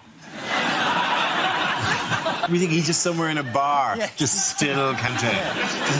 Tiny Transylvanian puppet in a bar. 1.5. If you go and use a Glastonbury toilet, is it how many people seem to have used that toilet before you have?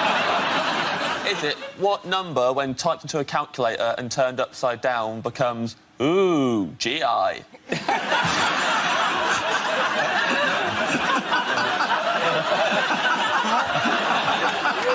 Is it after you've popped, how many Pringles can you eat before you must stop? Is it, since I started this sentence, how much further has Greece got into debt? It's to do with Greece, clearly, yes, we're all dancing around. What is 1.6 billion? This is the amount in euros that Greece is supposed to pay back to the IMF by the 30th of June. You're absolutely right. Thank you very much, Sarah Pascoe. Well done. Yes. The question I was looking for was how much money in euros does Greece need to repay to the International Monetary Fund by the 30th of June? That's next Tuesday, or risk crashing out of the Eurozone. But it is a loan, isn't it? What they've got is a loan. I think it might solve itself. Are we certain they haven't got PPI? Wouldn't that be great? Just on the day before they have to pay back, Alexander Tsipras, the Greek Prime Minister, gets a phone call saying, "We have been trying to contact you." That's the Greek PM. Well, he seems thrilled with that particular development. He looks so coy. He literally looks like that is the face that people do when you go up to him and go, "Where's my money?" He's like, "Money?" There's lots of ways of raising money, though, aren't there? I would have thought. They've got lots of stuff. Yeah. They could have a big episode of the Antiques Roadshow. They'd raise quite a lot of money. They could use plastic plates at weddings. That'd save a lot of money. And then if they fail, what's the term called for what will happen to them? Grexit. Grexit. Oh, yeah. I like that. It's a great term, isn't it? I don't like it being shortened, because I like it when the papers call it a messy Greek exit, because that sounds like a pornography description. I like when they say the Greeks have been warned of Grexit. Like, you know, Grexit is this thing which is going to emerge from the sea in a kind of with his eyes so red and his scary nose and the horrible waters, horrible toes. The Grexit. It just also sounds like the door on the way out of a Greggs, doesn't it? That's what confuses me about it. Don't they have that above the door in Greggs? If you eat yourself to death on pasties, that's a Grexit, I think. This, by the way, is not Greg's in Athens.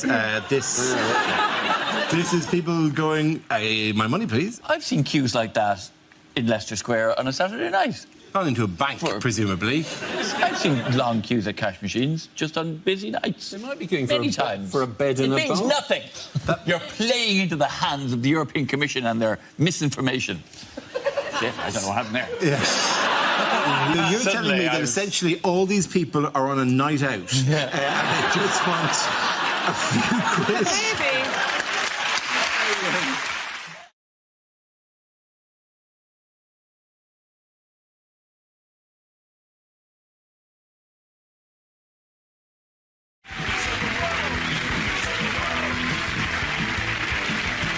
We start with a round called If This Is the Answer, What Is the Question? On the board are 6 categories. Matt, which category would you like?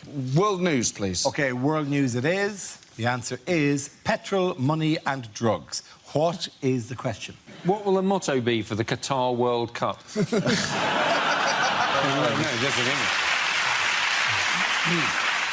Yes, the question I was looking for is what items are at risk of running out in Greece after Sunday's crucial vote on the EU's bailout terms. This is news as 61% of the Greek population voted against accepting the strict austerity measures proposed by the EU. There's now a real risk that the country will run out of money, fuel and medicine.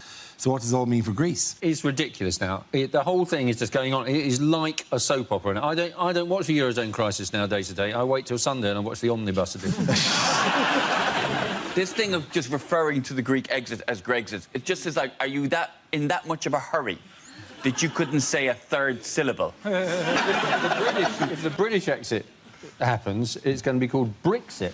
It sounds like a cheap form of Lego, or what the Greek Prime Minister does every time he meets Angela Merkel. Let's kick off with a round called Inside the Mind of. With the G8 conference fast approaching, we clamber inside the mind of the American president. Can anyone tell me what the voices inside George W. Bush's head might be saying? Are they saying, if you step on the cracks in the pavement, George, we have to invade Syria?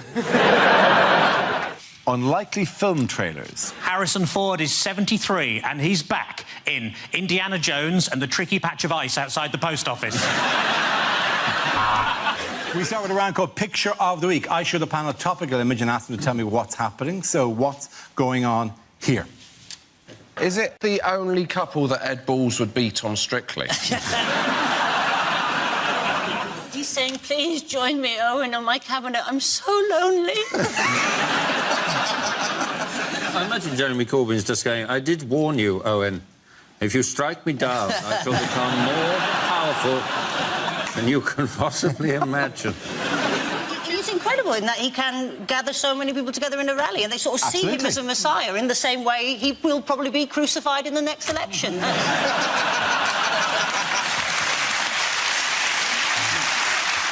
Chancellor George Osborne, I heard at the Conservative Party conference this week. A recent survey has put him well ahead of his rivals to succeed David Cameron as the party leader. It's exciting to know that this has already started.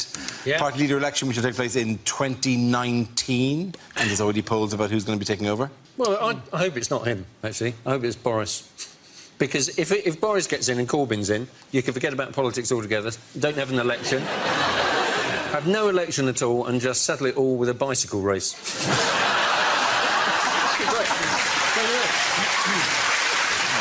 Your category is politics. The answer is 4%. What is the question?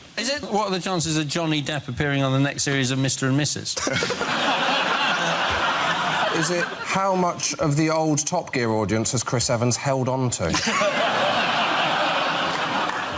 Including that. Clarkson's in! Is it by 2017 what proportion of celebrities will still be alive? I know. Ooh, we're not the one killing them.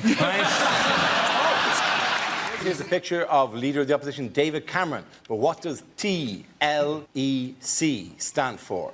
Is it Tories launch exfoliating cream? Where would you put it? Or is it Top Man launch Eton collection? Or is it just simply Tosser leading everyone to catastrophe?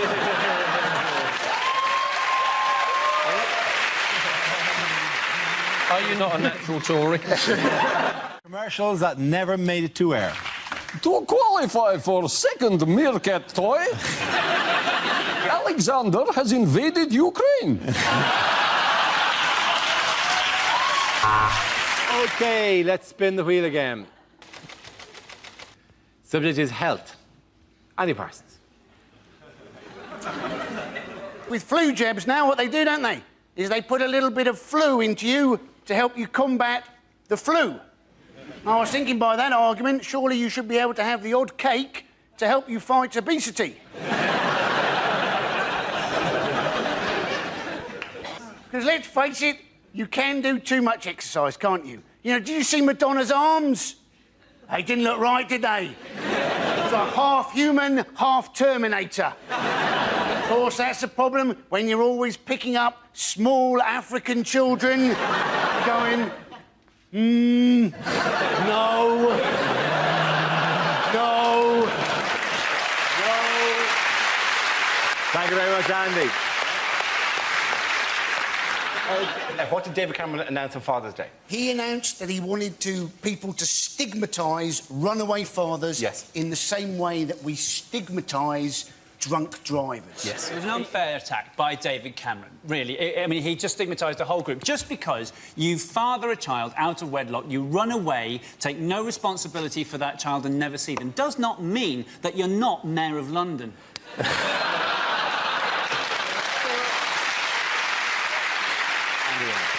This is a picture of the victorious German football team celebrating their World Cup win in the dressing with Chancellor Angela Merkel. Germany defeated Argentina in the final by a single goal from Mario Götze in extra time, becoming the first European team ever to win a World Cup in South America. Were you shouting for anyone or not for anyone? Or most English people were shouting for Germany, which is a first, really, isn't it? I didn't mind who won. I just it was a good game, but I found it very difficult just watching as an England fan because it all gone so wrong for England. And I bet if you're watching in 4 years' time on Dave, we're still shit, aren't we?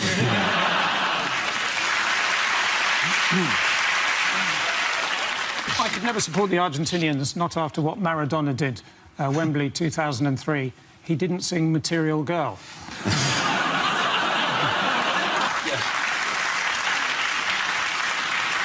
The one I loved, the guy I loved being there was Putin, because he was there because they're hosting the next one, isn't it? Yes. And every country that hosts it is desperate to win. And he must have been looking at that final thinking, the only way that Russia are going to win is if we invade Germany. Putin sitting next to Blatter was the finest photograph in the history of democracy. How do you win your elections? Oh, I never run against anyone. Me neither. High five! High five! The death of Brazilian football. That's what they'd witnessed. Oh, yeah. Not funny, but that was... interesting. Well, you say that. It was kind of funny. There was, because a few weeks ago I was talking about the head, you know, the way they were overemphasising the pretty women in the crowd type shots all the time. And I said, and I on the show called for more shots of children crying. And then when they posted, there's that one of a small boy just blubbing his eye, and he's pushing his glasses out of his face, and he's got a Coca-Cola can, which is beautiful branding, absolutely spectacular branding, and he's weeping into it. And I got sent that image 4,000 or 5,000 times on Twitter in the minute after it was posted with the words "Happy now." Yes, I was. I went thrilled. Welcome. Which category would you like? Home news. Home news it is. The category is home news. The answer is 12 days. What is the question? How long is Andy Murray gonna party after his won Wimbledon? We'd like to believe so. Is Andy Murray stupidly about to post his gold medals? Where's Andy Murray? Andy Murray is in Dunblane in Scotland. This is his homecoming after winning the US Open, which was a surprise to me, as I had no idea he played golf. Andy Murray, a man who actually came along to our studios, didn't he? Yes, indeed he did. Came along after he'd lost Wimbledon. Yep. And then after we'd all taken the piss out of him, he went off and he won the Olympics and he won the US Open. Yes. I think all sports people who are struggling should come into the audience of the show. Let's get Paula Radcliffe, Philip Sidowu, Nick Clegg. It'd be brilliant, wouldn't it? I think if I was opening a Pizza Express, I'd open it next to a Vision Express, so we got some of their customers by mistake. We start with a round called Headliners. Here's a picture of the spectacular opening to the Olympic Games. But what does BGMC stand for? Is it British Gas Managers Celebrate? The answer is 1,000,000%. What is the question? Is it, what is the blood alcohol content of Amy Winehouse? We're wearing the same thing. How terribly embarrassing. I didn't know you had a kilt. Well, we didn't have a kilt. It was, the ink was... Oh, look, someone's been sick. Has Harry been in? There is your luggage, Your Highness. Oh, good. That's my cheese for the journey. Don't want to keep anyone waiting. Wish my mother felt the same. Unlikely things to hear on a TV election debate. I think of this studio as a second home, which is why I'm claiming expenses for it. My girlfriend and I love watching box sets. We got 3 episodes into Orange is the New Black before finding out it wasn't about what would happen if Trump replaced Obama. Thank you very much. Well done. Point in that round. Gonna go to Amy. Come on.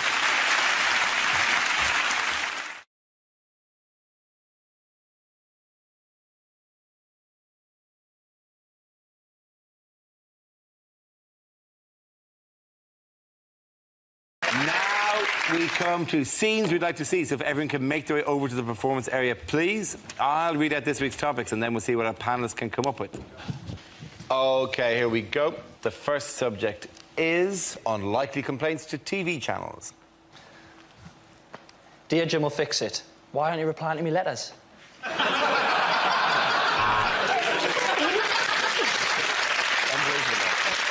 Dear Living TV, stop breathing on me, you're freaking me out.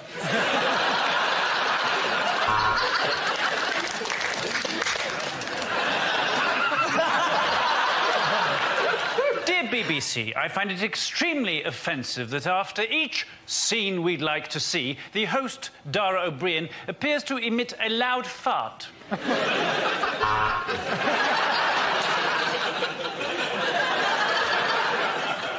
Dear BBC, why have you given Andy Parsons that ridiculous wig this week?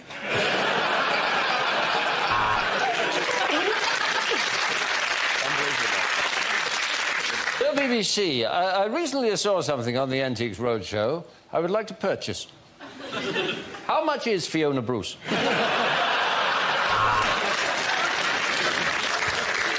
Dear Dragon's Den, I have lost my keys, and for that reason, I'm out.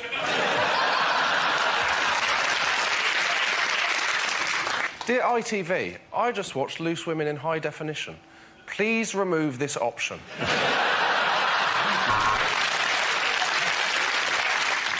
Dear Babe Station, sorry for the scrawl, I'm having to write this with my left hand.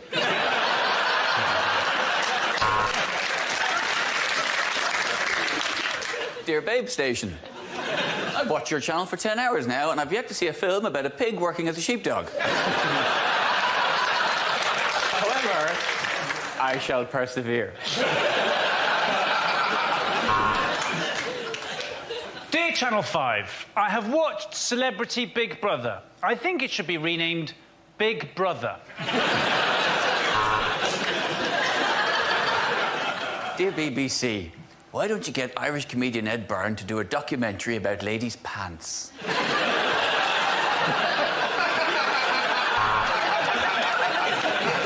Dear Dave, have you seen Phil? Yours, Bob. Dear Embarrassing Bodies, I'm a man trapped inside a woman's body. I got mixed up between superglue and lube.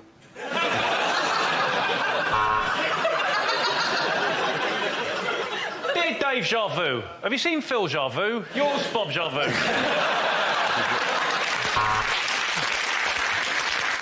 Dear BBC, where can I get one of those blurred number plates you always see on television?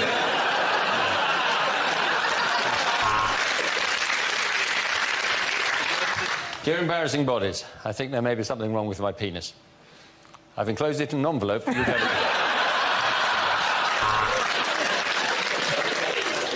Dear BBC, why have you changed the name of Snog, Marry, Avoid to 3 Men in a Boat?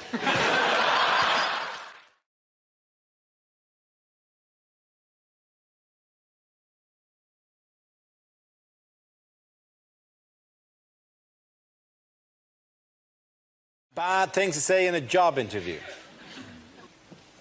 When I said I was a Yale student, I studied key cutting at Mr. Minutes.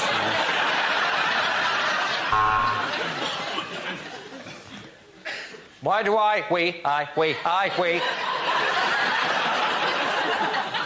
want this job? Don't tell him I have to.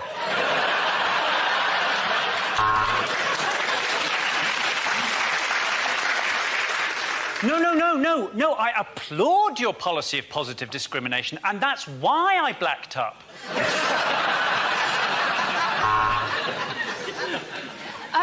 Can I just check? This office is more than 50 metres from a school. What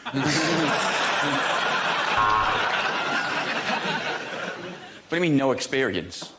Being abducted by aliens isn't an experience, and I don't know what it is. Well, yes, I would make the perfect train driver. I'm always late, and I'd break down really easily.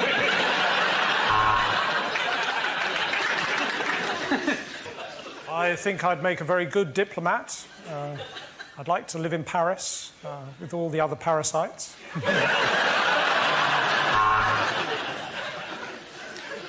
What do I see myself doing in 5 years' time?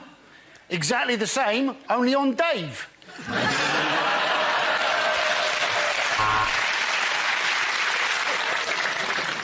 Thank you for seeing me. I hope you don't mind if I stay sat down for a moment. I've got a little erection bubbling away.